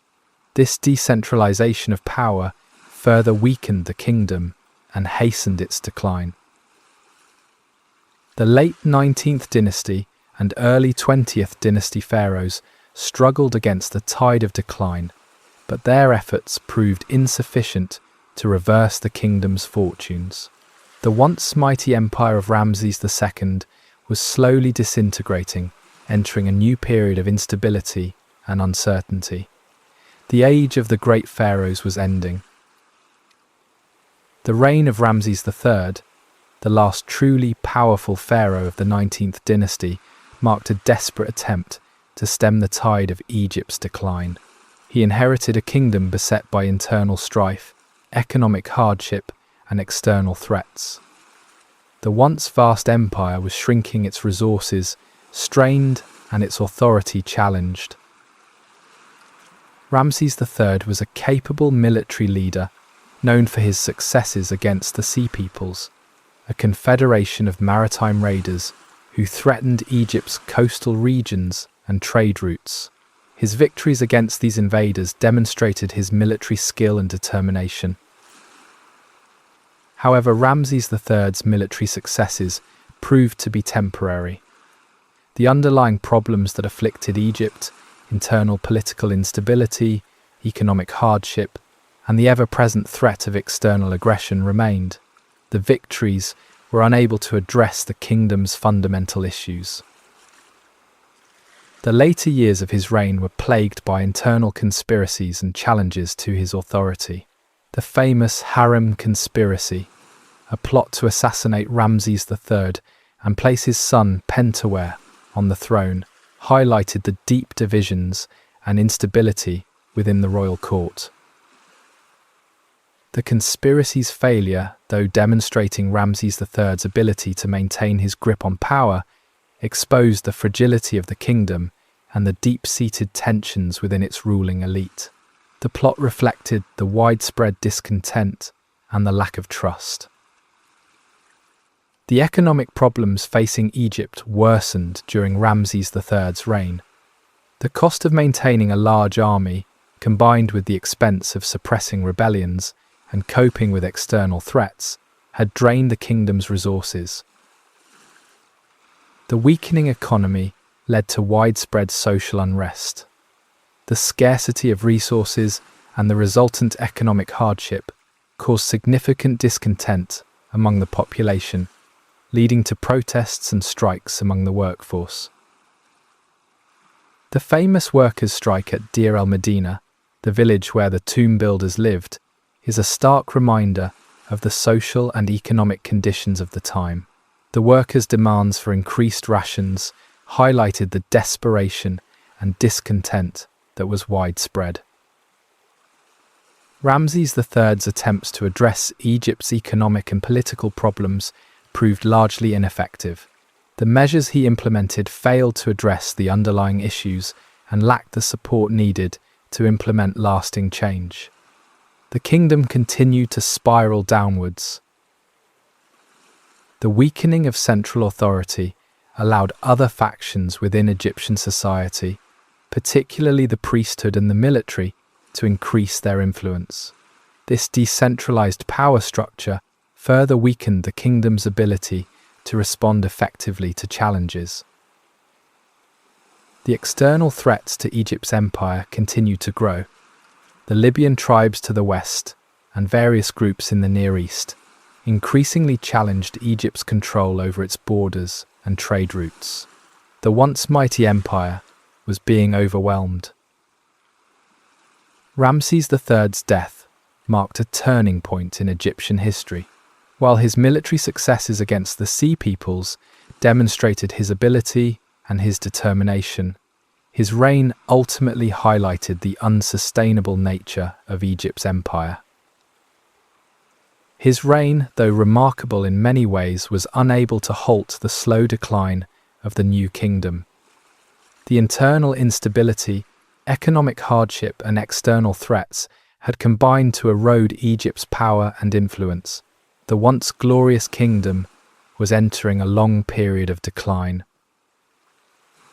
The death of Ramses III marked the beginning of a period of significant decline for Egypt. His successors, though bearing his name, lacked his strength and political acumen. The once mighty empire, weakened by internal strife and external threats, began a slow but inexorable decline. The reigns of Ramses IV through Ramses XI, the last pharaohs of the 19th dynasty, were marked by instability and a loss of central authority. The weakening of the pharaoh's power allowed other factions within Egyptian society, notably the priesthood and the military, to increase their influence. The priesthood of Amun, based in Thebes, became increasingly powerful, amassing vast wealth and exerting considerable influence over the pharaohs. This growing power of the priesthood was at the expense of the central government and reflected the kingdom's gradual decline. The military, too, gained in power and autonomy. The pharaoh's reliance on the military to quell internal rebellions and respond to external threats gave the army significant influence, ultimately undermining royal authority. The decentralization of power further weakened Egypt's ability to respond effectively to external threats. Neighboring kingdoms, sensing Egypt's vulnerability, began to encroach on its territories, seizing opportunities presented by the weakening central government. The Libyan tribes based to the west of the Nile Delta became increasingly aggressive, launching frequent raids and incursions into Egypt. Their raids and incursions drained the nation's resources and added to the kingdom's instability. The economic problems plaguing Egypt worsened during this period. The decline in agricultural production, the disruption of trade routes, and the continuous expenditure on military campaigns led to widespread economic hardship. The scarcity of resources created social unrest. The discontent among the population led to increased crime and violence, further weakening the kingdom's stability. The once thriving cities suffered from neglect and decay. The once grand monuments and temples of previous eras, symbols of Egypt's power and glory, fell into disrepair. The lack of resources and the weakening of central authority meant that maintenance and repairs were neglected. The pharaohs of this period, though bearing the name of Ramses, struggled to maintain control over their vast territories. Their reigns were short and often marked by political maneuvering, highlighting the deeply divided nature of the kingdom. The late 19th dynasty was a time of transition and decline. Egypt's power and influence were steadily waning. The once mighty empire, built by the pharaohs of the new kingdom, was slowly falling apart. The 20th dynasty which followed would see the continuation of this decline. Egypt's power was fading, its empire shrinking, and its internal conflicts intensifying. The kingdom faced an increasingly uncertain future. The long era of dominance was clearly ending. The 20th dynasty, which followed the tumultuous years of the late 19th dynasty, inherited a kingdom weakened by internal strife, economic hardship, and external threats. The once vast empire was significantly diminished, its resources strained, and its authority challenged both internally and externally. The early pharaohs of the 20th dynasty attempted to restore order and revive Egypt's fortunes, but they faced formidable challenges. The decentralization of power, the growing influence of the priesthood, and the continuous pressure from external threats undermined their efforts. The reign of Sethnakht, the founder of the 20th dynasty, marked an attempt to restore central authority. He focused on strengthening the central government and reasserting the pharaoh's control over the kingdom. However, his efforts proved to be only temporarily successful. His son Ramses III, though initially successful in pushing back against the Sea Peoples, ultimately failed to address the fundamental problems that plagued Egypt. His reign showcased a kingdom already in a state of advanced decay. The later pharaohs of the 20th dynasty inherited a kingdom increasingly fragmented and weakened. The once powerful central government struggled to maintain control its authority, challenged by powerful regional governors, the priesthood and the military. The priesthood of Amun, based in Thebes, continued to amass wealth and exert significant influence, often at the expense of the central government. This growing power of the priesthood reflected the increasing decentralization of power. The military too held significant sway, often acting independently of the pharaoh's authority. The pharaoh's reliance on the military to quell rebellions and respond to external threats only served to increase the army's influence. Egypt's economy continued to decline. The disruption of trade routes, coupled with declining agricultural output and the continuous cost of military campaigns, led to widespread economic hardship. The kingdom's resources were depleted. The scarcity of resources led to social unrest marked by increasing crime, violence, and civil strife. The once thriving cities suffered from neglect and decay. The grandeur of previous eras was a memory. The external threats to Egypt intensified.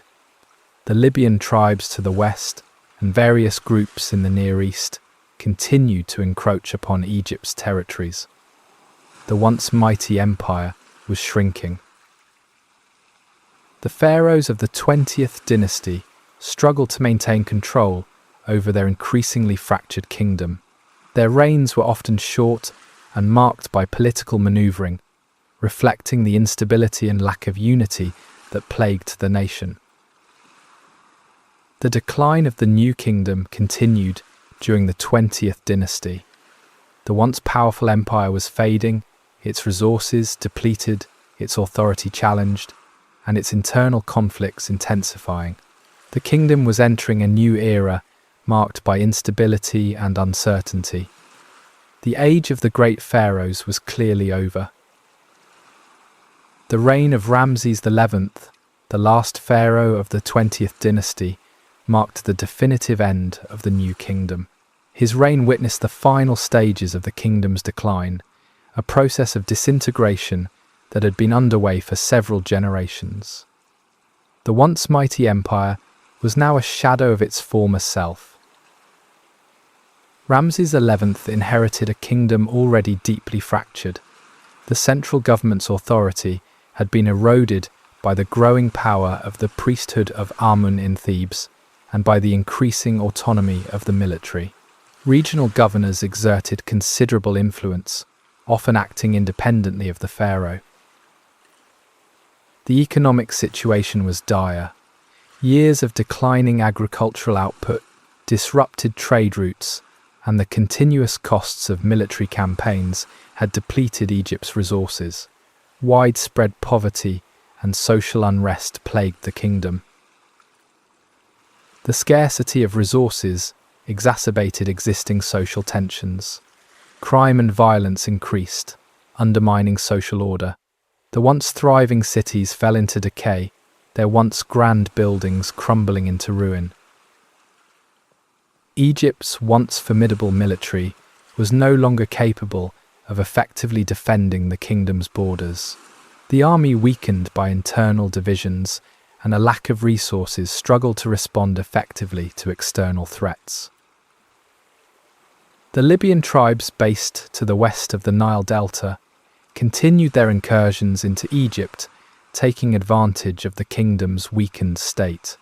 Their raids and incursions further destabilized the kingdom, intensifying the crisis. The high priests of Amun in Thebes, having amassed considerable wealth and influence, essentially controlled Upper Egypt. They acted with increasing independence from the pharaoh's authority, further undermining the central government. The pharaoh's power was largely symbolic. Ramses XI's ability to control events was minimal. His authority was limited to the immediate vicinity of the capital. His ability to govern the wider kingdom greatly diminished. The final years of Ramses XI's reign were marked by increasing chaos and a complete breakdown of central authority. The kingdom effectively ceased to function as a unified entity. Regional governors and the priesthood acted with virtual independence. The disintegration of the new kingdom was a gradual process, the result of internal weakness, economic hardship, and external threats. The decline had begun several generations prior, and Ramses XI's reign was the final chapter in a long story of decay and dissolution. The end of the 20th dynasty ushered in the Third Intermediate Period, a time of widespread fragmentation and foreign influence. Egypt's once vast empire disintegrated into a collection of smaller kingdoms and independent principalities, each vying for power. Egypt's once dominant position in the Near East had vanished. The kingdom faced an increasingly uncertain future, marked by instability, external threats, and the erosion of its cultural identity. The era of the powerful New Kingdom pharaohs had definitively ended. The long decline had finally reached its conclusion. The Third Intermediate Period following the collapse of the New Kingdom was a time of profound fragmentation and instability in Egypt. The once unified kingdom disintegrated into a collection of smaller, competing kingdoms and independent principalities, each vying for control over resources and territory. The central authority once held by the pharaohs had vanished. The power vacuum created by the demise of the new kingdom led to a period of intense rivalry and conflict among the various regional powers. The Libyan tribes, based to the west of the Nile Delta, played a significant role in this power struggle, establishing their own kingdoms and vying for control over Egyptian territories. The Libyan rulers, though initially establishing their own kingdoms in the Nile Delta, gradually extended their influence southward. Their rule, however, was often contested by other regional powers, leading to frequent warfare and political instability. The priesthood of Amun in Thebes, having amassed considerable wealth and influence during the decline of the New Kingdom, continued to exert significant power in Upper Egypt. The Theban priests often acted independently of the Libyan rulers in the north, creating a further division within the kingdom. The Kushite kingdom, located to the south of Egypt, also played a key role in the politics of the Third Intermediate Period. The Kushites, having observed Egypt's internal weaknesses, seized the opportunity to expand their influence northwards. The Kushite kings, adept at both military and diplomatic strategy, gradually extended their control over Upper Egypt, exploiting the internal divisions and conflicts among the Libyan rulers and the Theban priesthood. The Kushite conquest of Upper Egypt, though a significant event, did not result in the immediate unification of the entire kingdom. The Libyan rulers in the north continued to maintain their own kingdoms, and the conflict between the Kushite kingdom and the Libyan rulers persisted. This period saw a decline in monumental construction and artistic production, reflecting the lack of a strong centralized government and the continuous conflict among competing factions. The once grand monuments of previous eras fell into disrepair. The trade routes once vital for Egypt's economy were disrupted by the constant warfare and political instability. This economic hardship led to widespread poverty and social unrest, further undermining the kingdom's stability. The political instability of the Third Intermediate Period created an environment ripe for further external interference. Various groups, sensing Egypt's weakness, sought to exploit the situation, vying for control over the kingdom's resources. The once mighty kingdom, famous for its cultural achievements and its military prowess, was now a collection of smaller warring states. Egypt's once dominant position in the Near East had been lost, and the kingdom's future remained deeply uncertain. This period of fragmentation and conflict would ultimately pave the way for the eventual reunification of Egypt under a new dynasty. But the road ahead would be long and arduous. The once unified kingdom, fragmented and weakened, was in the midst of a profound and lasting transformation. The third intermediate period is a reminder of the fragility of even the most powerful empires, highlighting the vulnerability of kingdoms beset by internal conflict and external threats. It is a period of transition and instability, setting the stage for future developments. The Kushite kingdom, having consolidated its control over Upper Egypt, began to exert its influence further north, taking advantage of the ongoing instability and conflicts among the Libyan rulers in the Nile Delta. Their gradual expansion northward was a testament to their military and diplomatic skill. The Kushite kings were adept at exploiting the divisions among their rivals. They forged alliances with various Libyan rulers, offering support in exchange for political concessions. This strategy allowed them to gradually expand their control without resorting to large-scale warfare. The Kushite rulers were also skilled diplomats. They cultivated alliances with powerful groups within Egyptian society, including the priesthood of Amun in Thebes. This allowed them to secure their control over Upper Egypt and gradually extend their influence northwards. The Kushite kings presented themselves as legitimate rulers of Egypt, emphasizing their adoption of Egyptian culture and religious practices. They adopted Egyptian titles, names, and religious beliefs, portraying themselves as rightful heirs to the pharaohs of the new kingdom. Their embrace of Egyptian culture facilitated their integration into Egyptian society.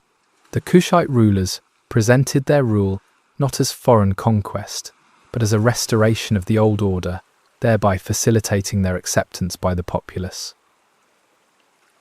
The Kushite conquest of Lower Egypt was not a swift military campaign, but a gradual process of political maneuvering and strategic alliances.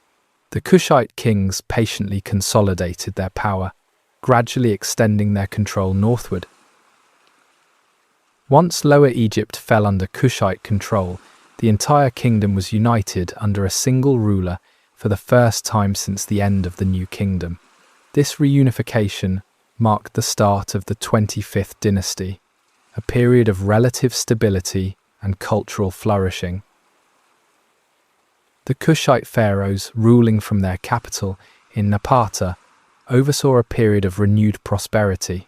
They restored trade routes, revived the agricultural economy, and implemented administrative reforms to improve the governance of the kingdom. The Kushite rule was not simply a period of military conquest, it was a period of cultural exchange and integration. The Kushite rulers adopted many aspects of Egyptian culture and religious practices, blending their own traditions with those of Egypt. The reunification of Egypt under Kushite rule stimulated a revival of Egyptian art and architecture. New temples and monuments were constructed, albeit generally on a smaller scale than those of the New Kingdom, reflecting the kingdom's renewed prosperity. The Kushite pharaohs were patrons of the arts and actively promoted Egyptian culture and religious traditions. This cultural revival, though occurring during a period of foreign rule, helped preserve Egyptian heritage and identity. The Kushite domination of Egypt would not last forever. However, it represents a significant period in Egyptian history, a time of reunification and cultural revival, following a long period of fragmentation and decline. Their rule marks a significant chapter in Egypt's long and complex history. The 25th dynasty, the Kushite pharaohs' reign over Egypt, was a period of relative stability and prosperity, but it was not without its challenges. The kingdom, though unified under Kushite rule, still faced internal tensions and external threats. The once vast empire of the New Kingdom had been reduced considerably, and Egypt's position in the Near East was significantly diminished. The Kushite pharaohs ruled from their capital at Napata in Nubia, a location that underscored their origins and their continued connection to their homeland. While they adopted many aspects of Egyptian culture, they never fully abandoned their Nubian heritage, creating a unique blend of cultures. Their rule was marked by a revival of Egyptian art, architecture, and religious practices. They constructed new temples and monuments, though generally on a smaller scale than those of the New Kingdom, reflecting their adoption of and respect for Egypt's cultural heritage. However, this period of relative peace and prosperity was not destined to last. The growing power of the Assyrian Empire to the northeast posed a significant and looming threat. The Assyrians were a formidable military power, known for their aggressive expansionism. The Assyrians, under their powerful kings, had already conquered vast territories across the Near East. Their army was highly disciplined, well-equipped, and exceptionally well-organized, and their expansionist ambitions posed a growing threat to Egypt. The Kushite pharaohs attempted to maintain Egypt's independence and defend against Assyrian expansion, but their efforts proved ultimately futile. The Assyrian army was a force too powerful to overcome. The Assyrians, having already subjugated much of the Near East, saw Egypt as a valuable prize. Their southward expansion aimed to gain control over Egypt's resources, strategic location, and trade routes. The initial Assyrian incursions into Egypt were relatively minor. The Kushite pharaohs managed to repel these initial attacks, but the Assyrians were simply biding their time, strengthening their position, and planning further attacks. The later Kushite pharaohs, despite their efforts to build strong alliances and maintain a capable army, struggled to defend Egypt against the relentlessly growing Assyrian military machine. The Assyrian advances were inexorable. The Assyrian kings, skilled in both military strategy and diplomacy, employed a combination of force and political maneuvering to gain control over Egyptian territories. Their advances weakened the Kushite rule and provoked internal divisions within Egypt. The final Assyrian assault on Egypt was swift and decisive. The Kushite pharaohs, despite their efforts, were unable to resist the Assyrian army's overwhelming power. Their conquest was a complete victory. The Assyrian conquest of Egypt marked the end of the 25th dynasty and the beginning of a new era in Egyptian history, an era of Assyrian domination. The once powerful Kushite kingdom was brought to its knees. The Assyrian conquest of Egypt, though temporary, represented a turning point. Egypt's once dominant position in the Near East was definitively lost. The kingdom was now under the control of a foreign power. The end of the Kushite reign marked a period of transition.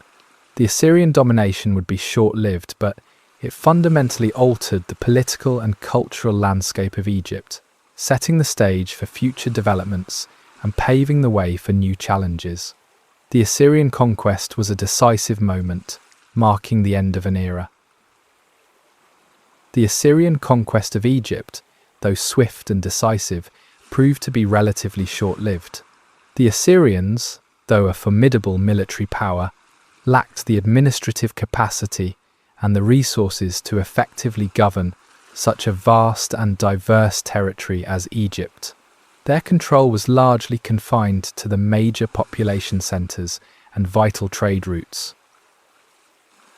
The Assyrian conquest initiated a period of intense upheaval and instability within Egypt. The existing power structures were disrupted, and the various regional factions and powerful groups, such as the priesthood and the military, struggled to adapt to the new reality of foreign rule. The Assyrian kings, though able to maintain military control over Egypt's major cities, struggled to suppress rebellions and uprisings among the population. The Egyptians, accustomed to self-governance, resisted Assyrian rule, leading to frequent revolts and ongoing unrest. The Assyrians implemented a system of harsh control to maintain their dominance. They imposed heavy taxation and implemented strict measures to suppress any sign of resistance. This oppressive rule only served to further increase resentment among the Egyptian population.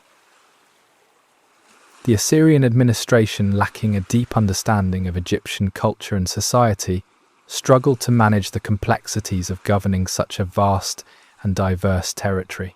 Their policies often proved counterproductive, leading to increased instability and resistance. The Assyrian conquest of Egypt also disrupted the kingdom's trade routes and severely impacted its economy. The imposition of heavy taxes and the disruption of trade further fueled the widespread economic hardship. The Assyrian rulers, though intent on maintaining control, were ultimately unable to fully integrate Egypt into their empire. Their rule was based primarily on military force, and their lack of understanding of Egyptian society proved to be a significant impediment to their governance. The ongoing rebellions and uprisings against Assyrian rule weakened their position and provided opportunities for other powers to exert their influence. The internal instability of Egypt allowed rival factions and external forces to challenge Assyrian dominance. The Assyrian grip on Egypt gradually weakened, providing opportunities for Egypt's internal factions to regain control. The ongoing rebellions and the difficulties the Assyrians faced in governing such a diverse and resistant population ultimately proved unsustainable.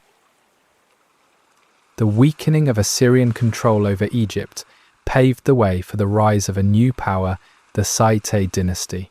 The Site pharaohs, originating from Sais, a city in the Nile Delta, gradually consolidated their power, eventually overthrowing the Assyrians and reasserting Egyptian independence.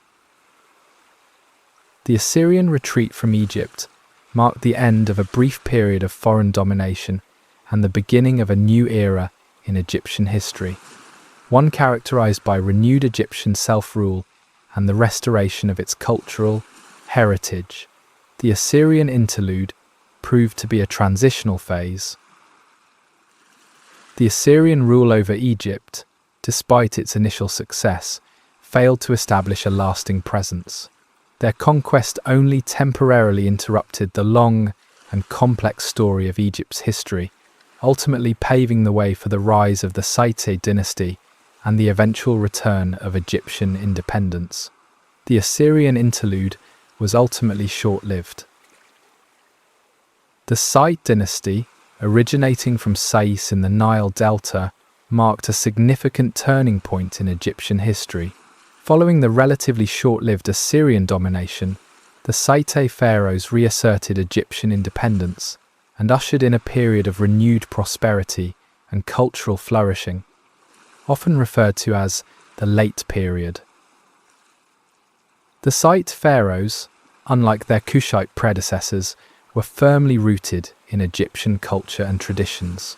They consciously cultivated a connection to Egypt's glorious past, emphasizing their legitimacy as rightful heirs to the pharaohs of the Old and New Kingdoms. Their reign saw a revival of traditional Egyptian religious practices. The powerful priesthoods, once a source of instability, were brought under greater control, restoring a degree of order to religious affairs and consolidating power within the kingdom. The Saite pharaohs also implemented significant administrative and economic reforms, focusing on rebuilding Egypt's infrastructure and reviving its trade networks. These reforms proved largely successful leading to a period of economic growth and renewed prosperity. This economic recovery was largely due to the restoration of trade routes and the revival of agricultural production. The improved economic situation led to a revival in art, architecture, and other cultural pursuits, creating a period of notable cultural achievements. The Pharaohs engaged in an extensive building program, constructing new temples and monuments throughout Egypt. These projects were often modeled on those of earlier eras, emphasizing their connection to Egypt's past and reinforcing their legitimacy. The Pharaohs' focus was not solely on internal affairs. They also actively engaged in foreign policy, reasserting Egypt's influence in the Near East. Their diplomatic skill and military prowess enabled them to navigate complex geopolitical situations. Despite the overall success of their rule, the Pharaohs faced internal challenges. The kingdom was not entirely unified, and the various regional powers still possessed considerable influence. Internal political tensions occasionally surfaced. The growing power of the Persian Empire, located to the east, presented a significant threat to Egypt. The Persians, a formidable military force, posed a growing threat to Egypt's independence and dominance in the region. The Pharaohs attempted to maintain Egypt's independence through a combination of military and diplomatic measures, but ultimately their efforts proved insufficient to repel the Persian invasion. The Persian advance proved unstoppable. The Persian conquest of Egypt marked the end of the Saite dynasty and the beginning of a new era in Egyptian history, a period of Persian rule. The once independent kingdom was now under the control of a foreign power. The Saite period represents a significant moment in Egyptian history, showcasing the kingdom's ability to recover from periods of decline and instability. Their reign exemplifies the resilience of Egyptian culture and its capacity for renewal. The Pharaohs' achievements stand as a testament to Egypt's enduring strength and its capacity to rebuild and flourish even after long periods of fragmentation and foreign domination. Their rule proved to be a temporary respite before the next wave of foreign conquerors. The Persian conquest of Egypt under Cambyses II in 525 BC marked a significant turning point in Egyptian history.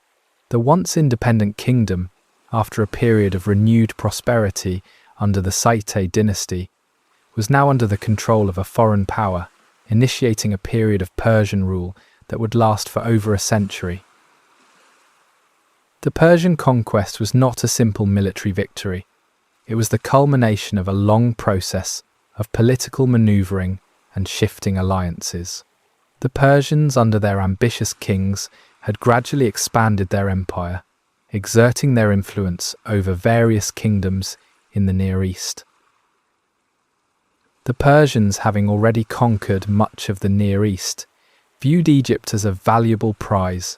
Its strategic location, fertile lands, and rich resources, making it a coveted addition to their growing empire. The initial Persian assault on Egypt was met with resistance from the Saite pharaohs, but the Persian army's superior organization and military prowess ultimately proved overwhelming. The Battle of Pelusium, a decisive confrontation, marked a turning point. The Persian conquest initiated a period of significant change in Egypt. The existing power structures were dismantled, and the Persian rulers implemented a new system of governance designed to maintain their control over the conquered territory. The Persians implemented a system of satrapies to govern their vast empire, assigning various regions of Egypt to appointed governors. This system, while effective in maintaining control, was frequently challenged by local rebellions. The Persians' rule was often marked by periods of unrest and rebellion.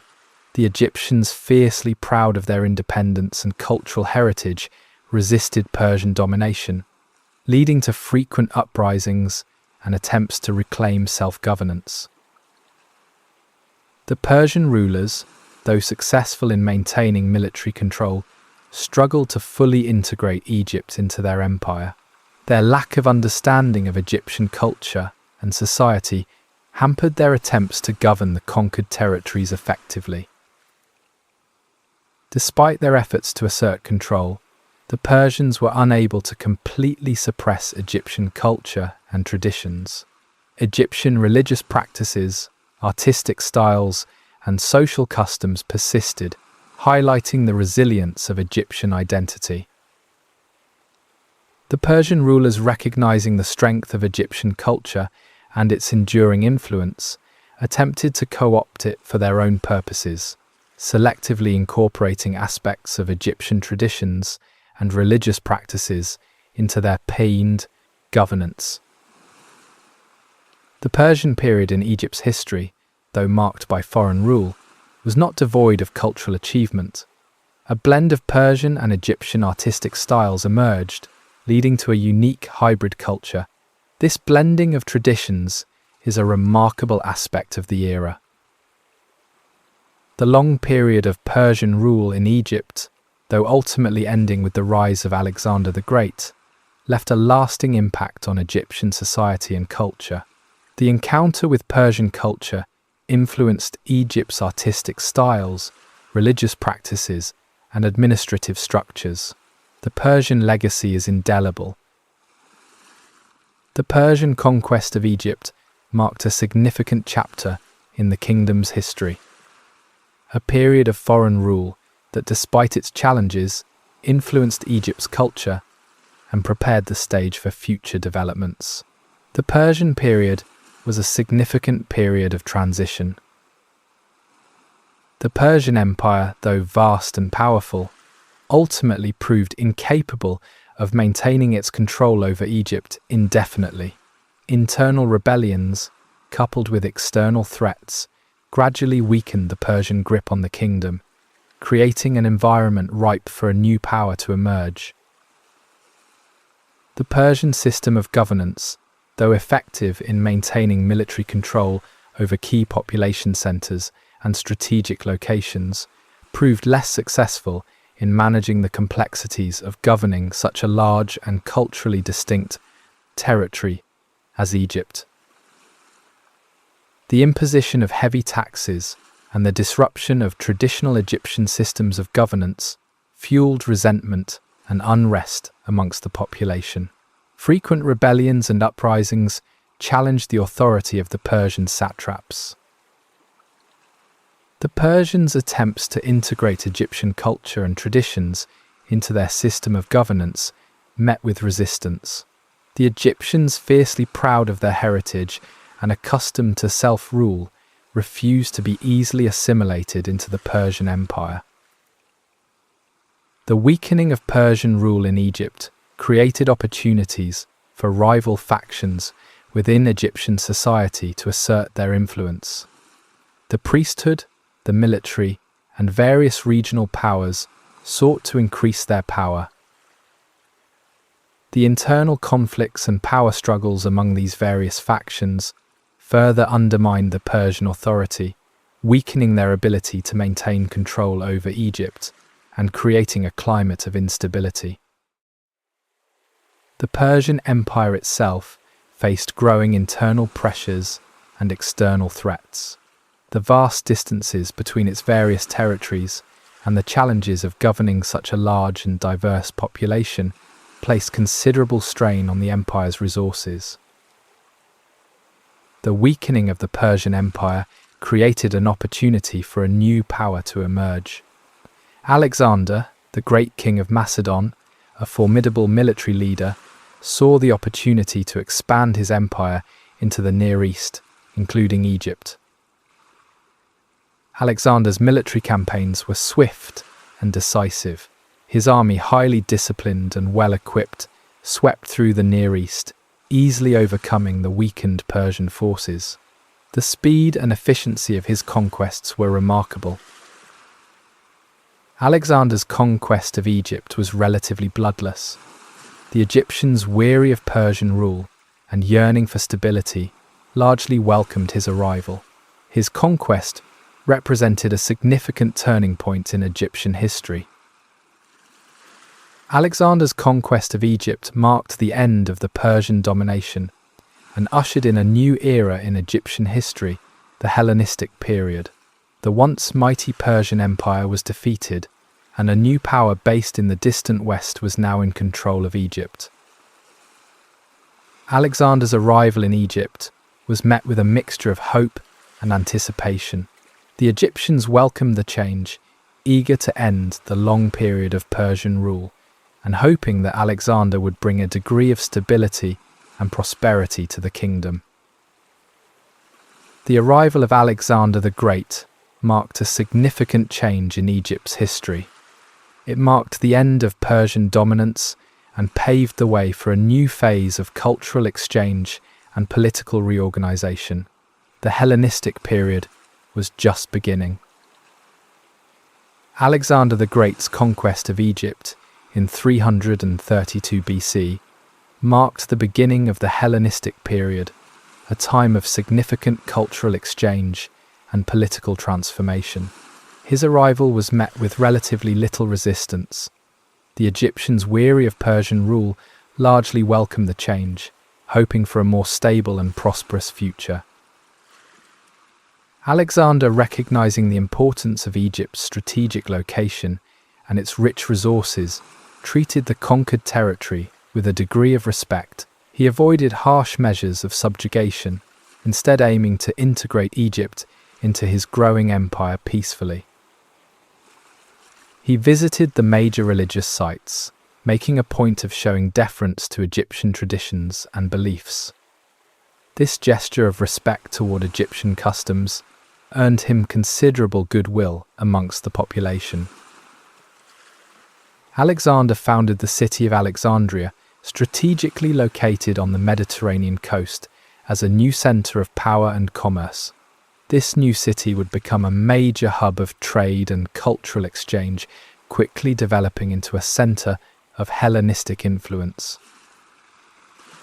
Alexandria, combining aspects of both Greek and Egyptian cultures, flourished as a major center of learning and commerce. The city became home to the famed Library of Alexandria, a repository of knowledge that attracted scholars from across the Hellenistic world. The fusion of Greek and Egyptian cultures, though creating a unique and dynamic hybrid, also resulted in some tensions. The dominance of Greek culture and the introduction of new administrative structures created challenges for traditional Egyptian ways of life. Alexander's relatively short rule in Egypt ended with his death in 323 BC, leaving the vast empire he had conquered in a state of uncertainty. The ensuing power struggles among his generals led to the division of his empire. Egypt, under the rule of Ptolemy I Soter, one of Alexander's generals, became an independent kingdom within the larger Hellenistic world. The Ptolemaic dynasty, established by Ptolemy, would rule Egypt for over 3 centuries. The Ptolemaic dynasty was characterized by a complex blend of Greek and Egyptian cultures. The rulers, though of Greek origin, actively embraced Egyptian traditions and religious practices, recognizing the importance of maintaining the identity of the conquered people. This cultural blending, though creating a unique and dynamic society, also led to occasional tensions. The Greek rulers' attempts to assimilate Egyptian traditions into Hellenistic culture created challenges and occasionally sparked conflicts.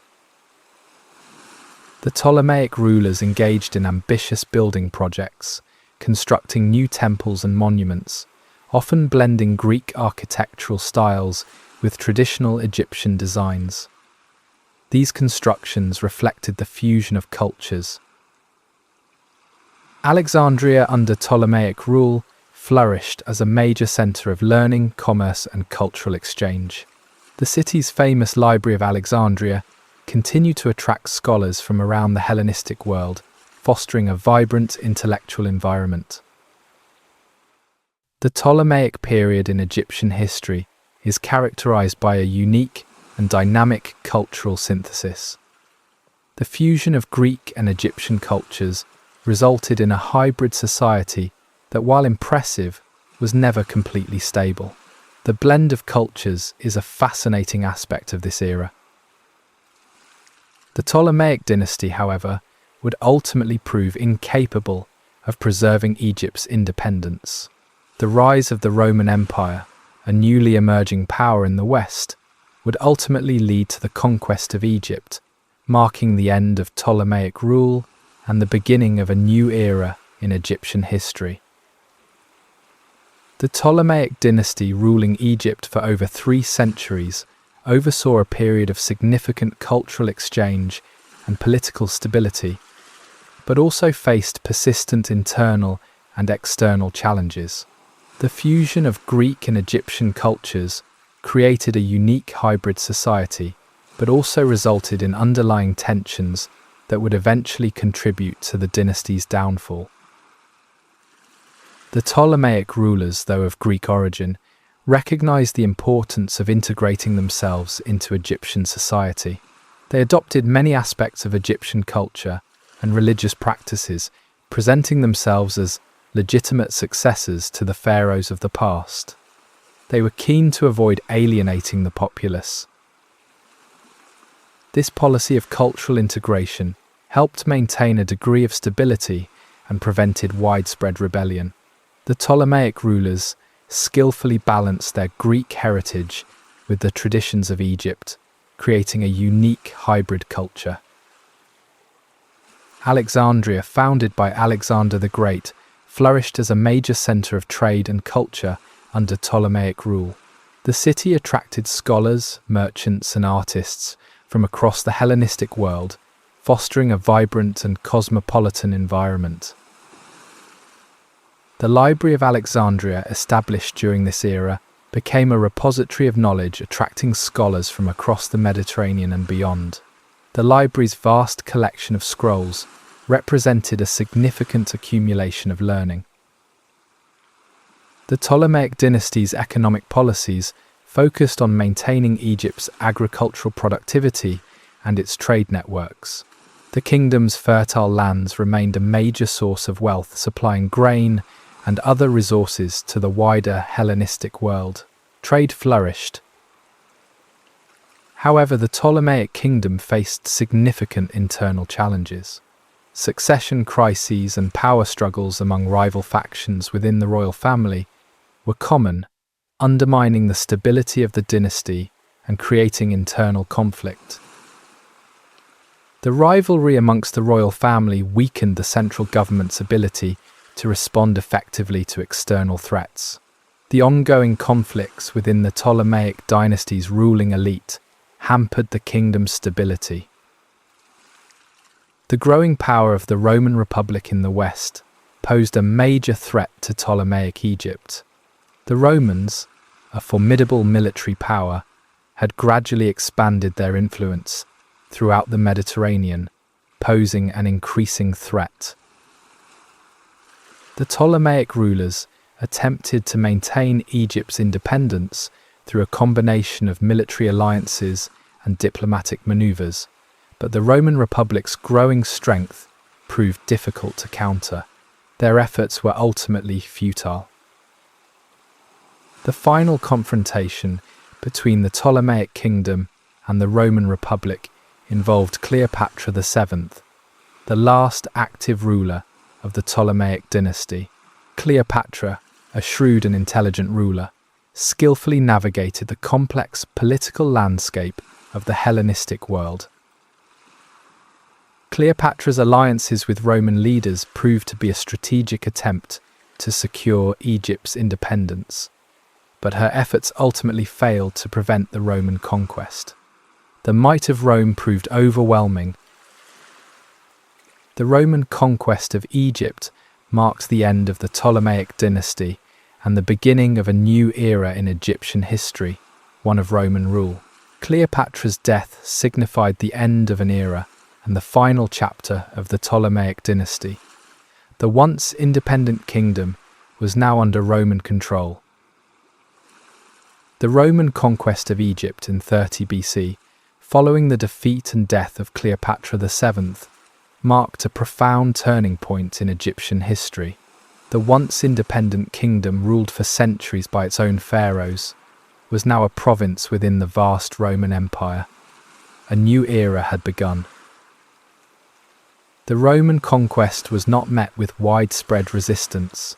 The Egyptians, weary of the internal conflicts and instability that had plagued the Ptolemaic dynasty, largely welcomed the arrival of the Roman legions, hoping for a return to stability and a period of prosperity. The Romans, masters of administration and governance, implemented a new system of control over Egypt, integrating the conquered territory into their vast empire. They established a Roman governor, or prefect, to administer the province. The Roman prefect, unlike the Ptolemaic rulers, did not attempt to blend Roman and Egyptian cultures extensively. Roman rule was characterized by a clear separation between Roman and Egyptian societies. The cultural exchange was minimal compared to the previous era. The Romans focused on maintaining Egypt's agricultural productivity and its strategic importance as a major source of grain for the Roman Empire. This focus on economic exploitation, though beneficial for Rome, often led to resentment and hardship among the Egyptian population. The imposition of heavy taxes and the Roman focus on extracting resources led to significant economic hardship for many Egyptians. The once prosperous kingdom increasingly fell into decline, with wealth flowing to Rome. The Romans implemented a system of governance that largely ignored traditional Egyptian practices and institutions. This resulted in the gradual erosion of Egypt's unique cultural heritage and its distinct identity. The once grand temples and monuments, though still standing, received little to no maintenance and fell into disrepair. The lack of investment and the neglect of maintenance is evident in the decay of these monumental structures. Alexandria, despite its continued importance as a major centre of trade, lost some of its cultural dynamism. The emphasis on economic exploitation and the lack of investment in education and cultural pursuits diminished its intellectual vibrancy. The Library of Alexandria, a testament to the cultural achievements of earlier periods, suffered considerable damage and ultimately perished. The destruction of the library is a symbol of the long-term effects of Roman rule on Egyptian culture. The Romans' rule, while achieving a degree of stability, was ultimately a period of decline for Egypt. The imposition of heavy taxes, the extraction of resources, and the neglect of Egyptian cultural heritage significantly impacted the kingdom. The Roman conquest marked a profound shift in Egyptian history, transforming the kingdom from an independent entity into a Roman province. The long era of Egyptian independence had ended, ushering in a new era of foreign domination and cultural decline. The Roman Empire's dominance would last for centuries. Egypt, once a cradle of civilization, now found itself under the rule of a distant and unconcerned empire. The era of self-rule was replaced by a system of governance that, while stable, ultimately proved detrimental to Egyptian culture and economic well-being. Roman rule over Egypt, while initially bringing a degree of stability after the turbulent Ptolemaic period, ultimately proved to be a long era of decline for the once great kingdom. The Romans focused on extracting resources and maintaining control, largely ignored the unique cultural heritage of Egypt, leading to a gradual erosion of its traditions and identity. The Roman administration, though efficient in managing Egypt's resources for the benefit of Rome, showed little interest in preserving Egypt's unique cultural identity. Roman policies often clashed with traditional Egyptian customs and beliefs, causing resentment among the population.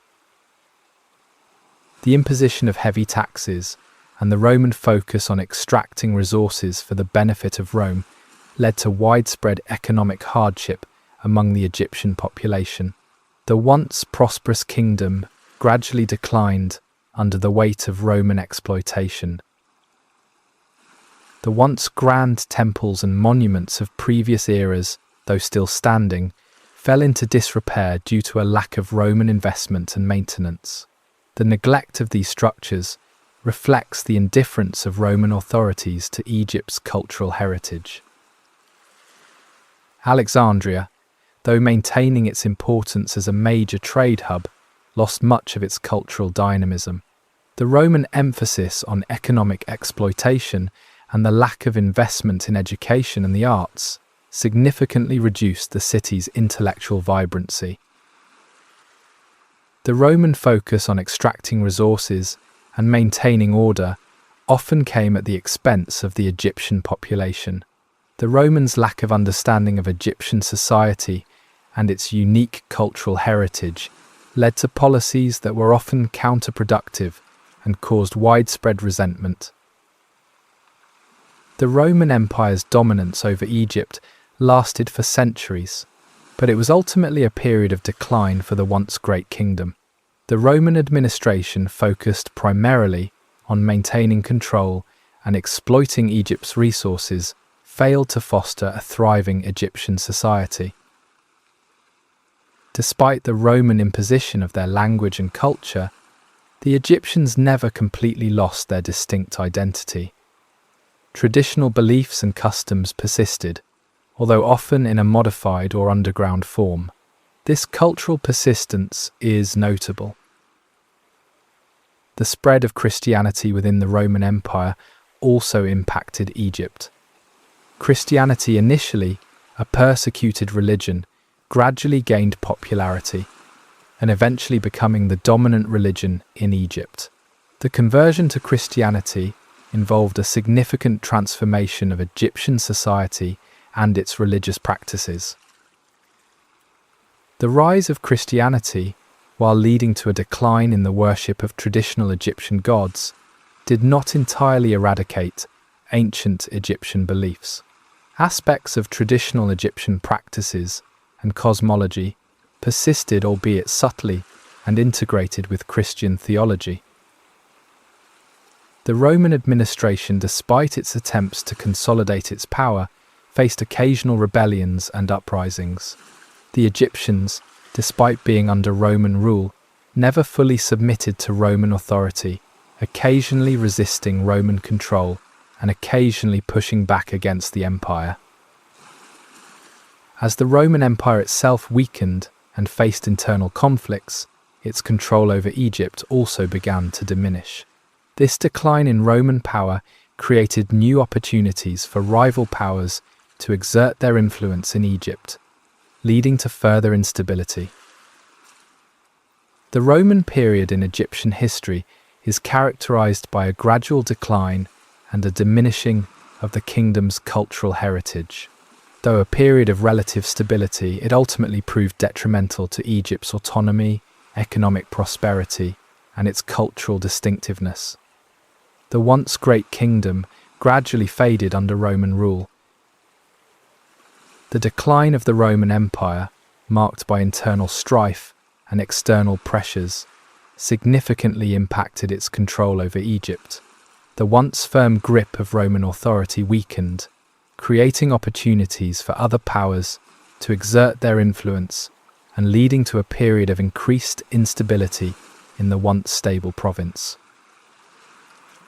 As the Roman Empire fractured, the administrative systems that had maintained control over Egypt weakened. The Roman prefects responsible for administering the province faced increasing difficulties in maintaining order and collecting taxes. The weakening of Roman authority created a power vacuum, allowing various factions within Egyptian society to assert their influence. Local rulers and powerful families began to increase their power at the expense of the central Roman administration. The economic situation in Egypt deteriorated further. The decline in agricultural productivity, coupled with the disruption of trade routes and the general instability, caused widespread economic hardship. Egypt's resources were dwindling. The spread of Christianity continued, eventually becoming the dominant religion in Egypt. While the conversion to Christianity brought a degree of unity, it also led to tensions between the Christian population and those who clung to traditional Egyptian beliefs and practices. The rise of Christianity coincided with a gradual decline in the practice of traditional Egyptian religious rituals. The once grand temples and monuments, though still standing, were increasingly neglected, and their cultural significance diminished. The weakening of Roman authority also created opportunities for rival empires to exert their influence over Egypt. Various powers, including the Byzantine Empire and the Sasanian Empire, sought to gain control over Egypt's strategic location and resources. The Byzantine Empire, the eastern half of the Roman Empire, emerged as the dominant power in the Mediterranean, extending its influence eastward and increasingly focusing on Egypt. The Byzantines' influence in Egypt grew. The Byzantines, recognizing Egypt's strategic importance and its fertile lands, sought to reassert their control over the province, gradually increasing their influence in the region. Their efforts to establish authority were met with resistance. The ongoing conflicts and power struggles amongst various factions and rival powers caused significant instability in Egypt. The once stable Roman province was now plagued by internal disputes and external threats. The increasing instability and the decline of Roman authority led to further economic hardship and social unrest. The once prosperous kingdom was now significantly weakened, its resources depleted, and its social structures disrupted. The late Roman period in Egypt was a time of transition and decline. The Roman Empire's grip on power gradually weakened, paving the way for a new era in Egyptian history, an era of Byzantine rule and the continuing decline of the Egyptian civilization. The Roman influence was fading. The loss of Roman control marked the end of one era and the beginning of another. Egypt, under Byzantine rule, would experience a further transformation. Its culture and its destiny profoundly changed. The once great kingdom was poised for further changes. The Byzantine conquest of Egypt in the late 7th century CE marked a significant shift in the kingdom's history. Following the decline of Roman authority, the Byzantine Empire, the eastern half of the Roman Empire, asserted its control over Egypt, initiating a new era of Byzantine rule that would be relatively short-lived.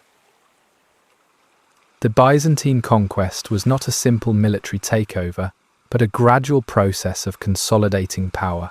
The weakening Roman administration had already lost effective control over much of Egypt, allowing local rulers and powerful families to increase their influence.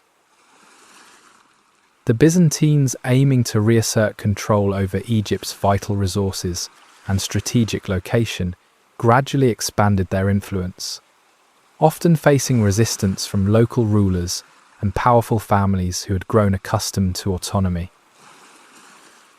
The Byzantine administration, though initially effective in restoring order and collecting taxes, struggled to fully integrate Egypt into the Byzantine Empire.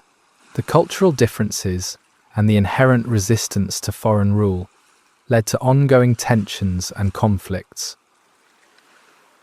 The Byzantines largely maintained the existing Roman administrative structures in Egypt, but they also implemented new policies aimed at asserting Byzantine control and consolidating their power. Their governance was marked by a balance of stability and resistance. The Byzantine rulers recognized the importance of maintaining Egypt's economic productivity. They continued to focus on agricultural production and trade, recognizing Egypt's strategic importance as a major source of grain for the Byzantine Empire. However, the Byzantine focus on resource extraction often led to resentment and hardship amongst the Egyptian population. The high taxes and the imposition of Byzantine policies frequently clashed with traditional Egyptian ways of life. The spread of Christianity within Egypt continued under Byzantine rule. The Byzantine rulers committed to Christianity promoted the expansion of the church and sought to suppress pagan practices. However, traditional Egyptian beliefs and practices persisted. The Byzantine administration's attempts to suppress traditional Egyptian religious practices and customs met with resistance. The Egyptians, despite the dominance of Christianity, continued to cling to aspects of their cultural heritage and traditional beliefs. Tensions between the various factions within Egyptian society persisted under Byzantine rule. The conflicts between the Christian population, those who clung to traditional beliefs, and the Byzantine authorities frequently caused instability. The relatively short period of Byzantine rule in Egypt was marked by internal conflicts and external pressures. The Byzantine Empire itself faced significant challenges, such as the growing power of the Islamic Caliphate. The rise of the Islamic Caliphate in the Middle East posed a major threat to Byzantine control over Egypt. The rapid expansion of the Islamic Caliphate led to a series of conflicts between the two powers. The Byzantine grip on Egypt was about to end. The Byzantine conquest of Egypt, while successful in restoring a degree of order and consolidating resources, ultimately proved to be a relatively short and ultimately unsuccessful interlude in the long history of the kingdom. It was a transitional phase that led to a fundamental change in Egypt's destiny. A new era was approaching. The Muslim conquest of Egypt in the mid-7th century CE marked a profound and lasting transformation in the kingdom's history. Following the relatively short period of Byzantine rule, the rapid expansion of the Islamic Caliphate brought Egypt under the control of a new power, initiating a new era characterized by a significant cultural shift and the introduction of a new faith. The Muslim conquest was not a prolonged war of attrition, but a relatively swift military campaign. The Byzantine army, weakened by internal conflicts and external pressures, was unable to effectively resist the advance of the Muslim armies. The conquest was decisive. The Muslim conquest of Egypt resulted in the displacement of the Byzantine administration and the establishment of a new system of governance under the Islamic Caliphate. The introduction of Islamic law and administrative practices transformed the political and social landscape of Egypt. The arrival of the Muslim armies was initially met with some resistance, particularly from the Coptic Christian population, who had become accustomed to Byzantine rule. However, the Muslim conquerors gradually consolidated their control, establishing a system of governance that, while initially imposing, eventually proved effective. The imposition of Islamic law and the establishment of new administrative structures led to significant changes in Egyptian society. While existing social hierarchies persisted, the introduction of Islamic law gradually reshaped the kingdom's legal and social order. The Muslim conquerors, though initially imposing their authority through military force, gradually integrated themselves into Egyptian society. They adopted aspects of Egyptian culture and traditions, while simultaneously introducing elements of Islamic culture. The spread of Islam within Egypt was a gradual process, resulting in a complex cultural fusion. While Christianity remained a significant faith, Islam gradually gained followers and eventually becoming the dominant religion of the land. The introduction of Arabic as the administrative language gradually replaced Greek and Coptic, signifying a significant shift in the linguistic landscape of Egypt. The widespread adoption of Arabic transformed Egypt's cultural identity. The Islamic Caliphate's rule over Egypt brought a degree of stability and prosperity. The new rulers invested in infrastructure projects, restoring trade routes, and stimulating economic growth. The agricultural system, vital to Egypt's economy, continued to flourish. The flourishing of Islamic culture in Egypt led to significant architectural and artistic achievements. New mosques and other Islamic structures were built, often incorporating elements of traditional Egyptian design, creating a unique blend of architectural styles. The Muslim conquest of Egypt was a defining moment in the kingdom's history, marking the end of Byzantine rule and the beginning of a long era of Islamic domination.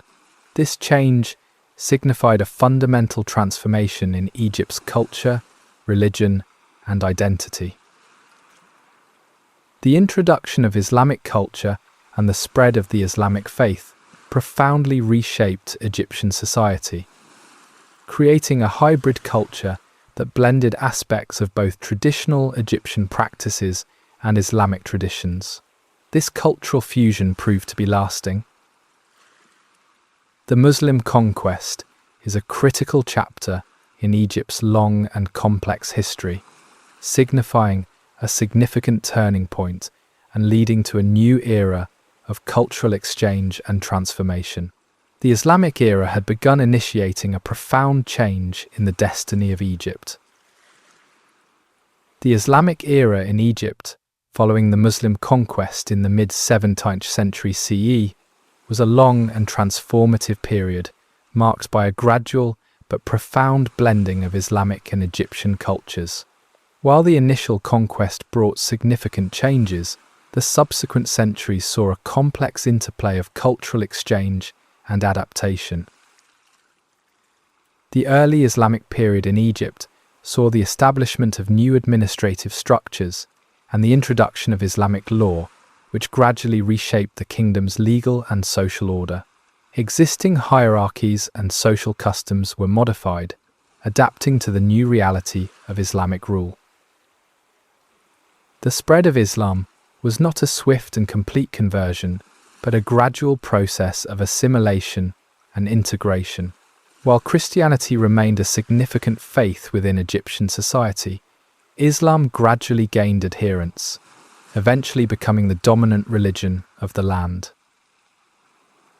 The widespread adoption of Arabic as the administrative and commonly spoken language marked a profound shift in Egypt's linguistic landscape.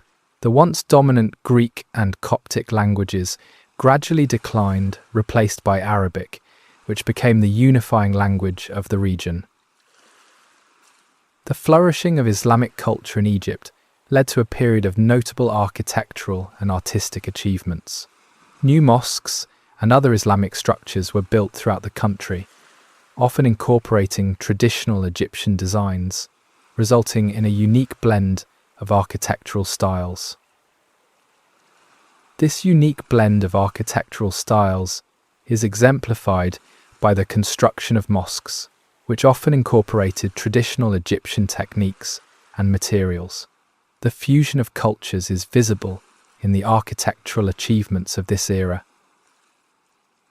The economic policies of the Islamic rulers focused on reviving Egypt's agricultural system and its trade networks. The fertile lands of Egypt remained a major source of wealth, supplying grain and other resources throughout the Islamic world. Egypt's strategic location and its fertile lands continued to make it a vital region within the Islamic Caliphate. The economic prosperity fostered by the Islamic rulers contributed to the overall stability and the continued development of the region. However, the Islamic era was not without internal conflicts. The transition from Byzantine rule led to periods of instability and power struggles among various factions within Egyptian society. The shift in power was not always smooth. The ongoing tensions between the Christian and Muslim populations occasionally flared up, resulting in conflicts and periods of unrest. These tensions, though generally resolved peacefully, underscored the challenges of integrating two distinct cultural and religious traditions. The Islamic era in Egypt represents a period of significant cultural exchange and adaptation. The blending of Islamic and Egyptian cultures led to a unique hybrid society, combining elements of both traditions, creating a distinct cultural identity. The Islamic rulers' patronage of the arts and sciences contributed to a flowering of intellectual and artistic activities. Egypt continued to maintain its position as a center of learning, albeit one that was profoundly influenced by the Islamic world. The long Islamic period in Egypt's history witnessed a gradual transformation in the kingdom's culture, religion, and identity. The fusion of Islamic and Egyptian cultures created a unique and lasting legacy, profoundly shaping the future of Egypt. This long period of cultural fusion had a lasting impact. The long period of Islamic rule in Egypt, spanning centuries, witnessed a gradual but profound transformation of the kingdom's culture, society, and political landscape. While the initial Muslim conquest brought significant changes, the subsequent centuries saw a complex interplay of cultural exchange, adaptation, and the enduring persistence of Egyptian traditions. The Islamic Caliphate, initially based in distant lands, gradually established a more localized system of governance in Egypt. Local rulers and powerful families, many of whom had converted to Islam, played increasingly significant roles in administering the province. This gradual decentralization of power created both opportunities and challenges. While local rulers could address regional concerns more effectively, it also led to occasional conflicts and power struggles among various factions. The economic policies of the Islamic rulers in Egypt generally focused on maintaining the kingdom's agricultural productivity and its extensive trade networks. The fertile lands of Egypt remained a vital source of wealth, supplying grain and other resources to the wider Islamic world. The introduction of new agricultural techniques and technologies from other parts of the Islamic world led to improvements in agricultural efficiency and output. These innovations helped to maintain Egypt's position as a major agricultural producer. The flourishing of Islamic culture in Egypt stimulated considerable artistic and architectural achievements. New mosques, madrasas, religious schools, and other Islamic structures were built throughout the country, often incorporating elements of traditional Egyptian designs.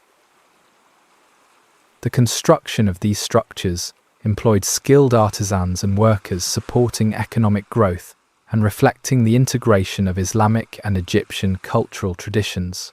The result is a unique blend of architectural styles. Despite the overall prosperity, the Islamic era was not devoid of internal conflicts. Tensions between different religious groups, primarily between the Muslim majority and the Coptic Christian minority, occasionally flared up, resulting in conflicts and periods of unrest. The various dynasties that ruled Egypt during the Islamic period often faced challenges in maintaining control over the entire kingdom. Internal disputes and regional conflicts punctuated periods of stability and prosperity. The gradual decentralization of power during this era increased the importance of local rulers and powerful families. They often exerted considerable influence over their regions, occasionally challenging the authority of the central government. The long period of Islamic rule witnessed a significant transformation in Egypt's cultural identity. While many traditional Egyptian customs and practices persisted, they were increasingly influenced by Islamic traditions. The result was a unique blend of cultures. The ongoing interaction and exchange between Islamic and Egyptian cultures resulted in a unique hybrid society. Traditional Egyptian practices blended with Islamic traditions, creating a cultural synthesis that continues to shape Egyptian identity. This fusion is a notable aspect of this era. As the Islamic Caliphate itself faced internal divisions and external pressures, the level of control exerted over Egypt varied. Periods of strong central rule alternated with periods of greater autonomy for local rulers and powerful families. The governance was not always unified. The long Islamic period in Egypt's history laid the foundation for the modern nation-state. The cultural fusion of Islamic and Egyptian traditions would fundamentally shape Egypt's identity and culture, a heritage that endures to the present day. This era established a lasting foundation. The story of Egypt spanning millennia is a narrative of remarkable resilience, punctuated by periods of both extraordinary prosperity and devastating decline. From the construction of the first pyramids to the rise of the modern nation-state, Egypt's history is marked by a constant interplay of internal and external forces shaping its culture and its destiny. The long era of Islamic rule, though bringing significant changes, ultimately laid the foundation for modern Egypt. The gradual integration of Islamic culture into existing Egyptian traditions resulted in a unique hybrid society that persists to the present day. The fusion of Islamic and Egyptian cultures is most evident in Egypt's architecture, art, and language. The construction of mosques, often incorporating traditional Egyptian designs, represents this cultural blending. Arabic, the language of Islam, became the unifying language of the country, although many Egyptian dialects emerged. Despite the overall stability brought about by Islamic rule, Egypt experienced periods of internal conflict and external pressure. Various dynasties rose and fell, and the central government's control over the kingdom often varied. This regional diversity became a significant element of Egyptian identity. As the Islamic Caliphate itself weakened, Egypt increasingly exerted more autonomy. Local rulers and powerful families gained more influence, often challenging the authority of distant rulers. The gradual increase in independence set the stage for the next era. The rise of the Mamluk Sultanate, a period of relatively stable rule by a military caste, brought a new phase in Egyptian history. The Mamluks, though initially a military force, eventually established their own dynasty, ruling Egypt for centuries. The Mamluk period was marked by military strength and ambitious building projects, demonstrating a continuation of Egypt's architectural legacy. However, the Mamluk dynasty would ultimately face its own challenges and internal conflicts. The Ottoman conquest of Egypt in 1517 marked another turning point in the kingdom's long history. The once independent kingdom now became a province within the vast Ottoman Empire. Egypt's independence was again lost. The Ottoman period in Egypt's history was a complex one, marked by both periods of stability and considerable unrest. The Ottoman administration exerted a degree of control, but local rulers and powerful families often maintained significant influence. The continued influence of Islamic culture and the enduring resilience of Egyptian traditions shaped the social, cultural, and political life of Egypt. These traditions established the foundational components of Egyptian culture. The 19th and 20th centuries brought yet another significant transformation in Egyptian history. The rise of Egyptian nationalism, coupled with the decline of Ottoman power, led to the eventual independence of Egypt in 1922. This marked a pivotal moment. Modern Egypt's story, though distinct from its ancient past, is deeply rooted in its rich history. The enduring legacy of the pharaohs, the impact of the Islamic era, and the struggle for independence have all profoundly shaped modern Egyptian identity. The story of Egypt is a testament to the resilience of a remarkable civilization, a civilization that has endured countless challenges, adaptations, and transformations throughout its long and complex history, ultimately forging its unique path through time. The legacy of the past remains a powerful influence,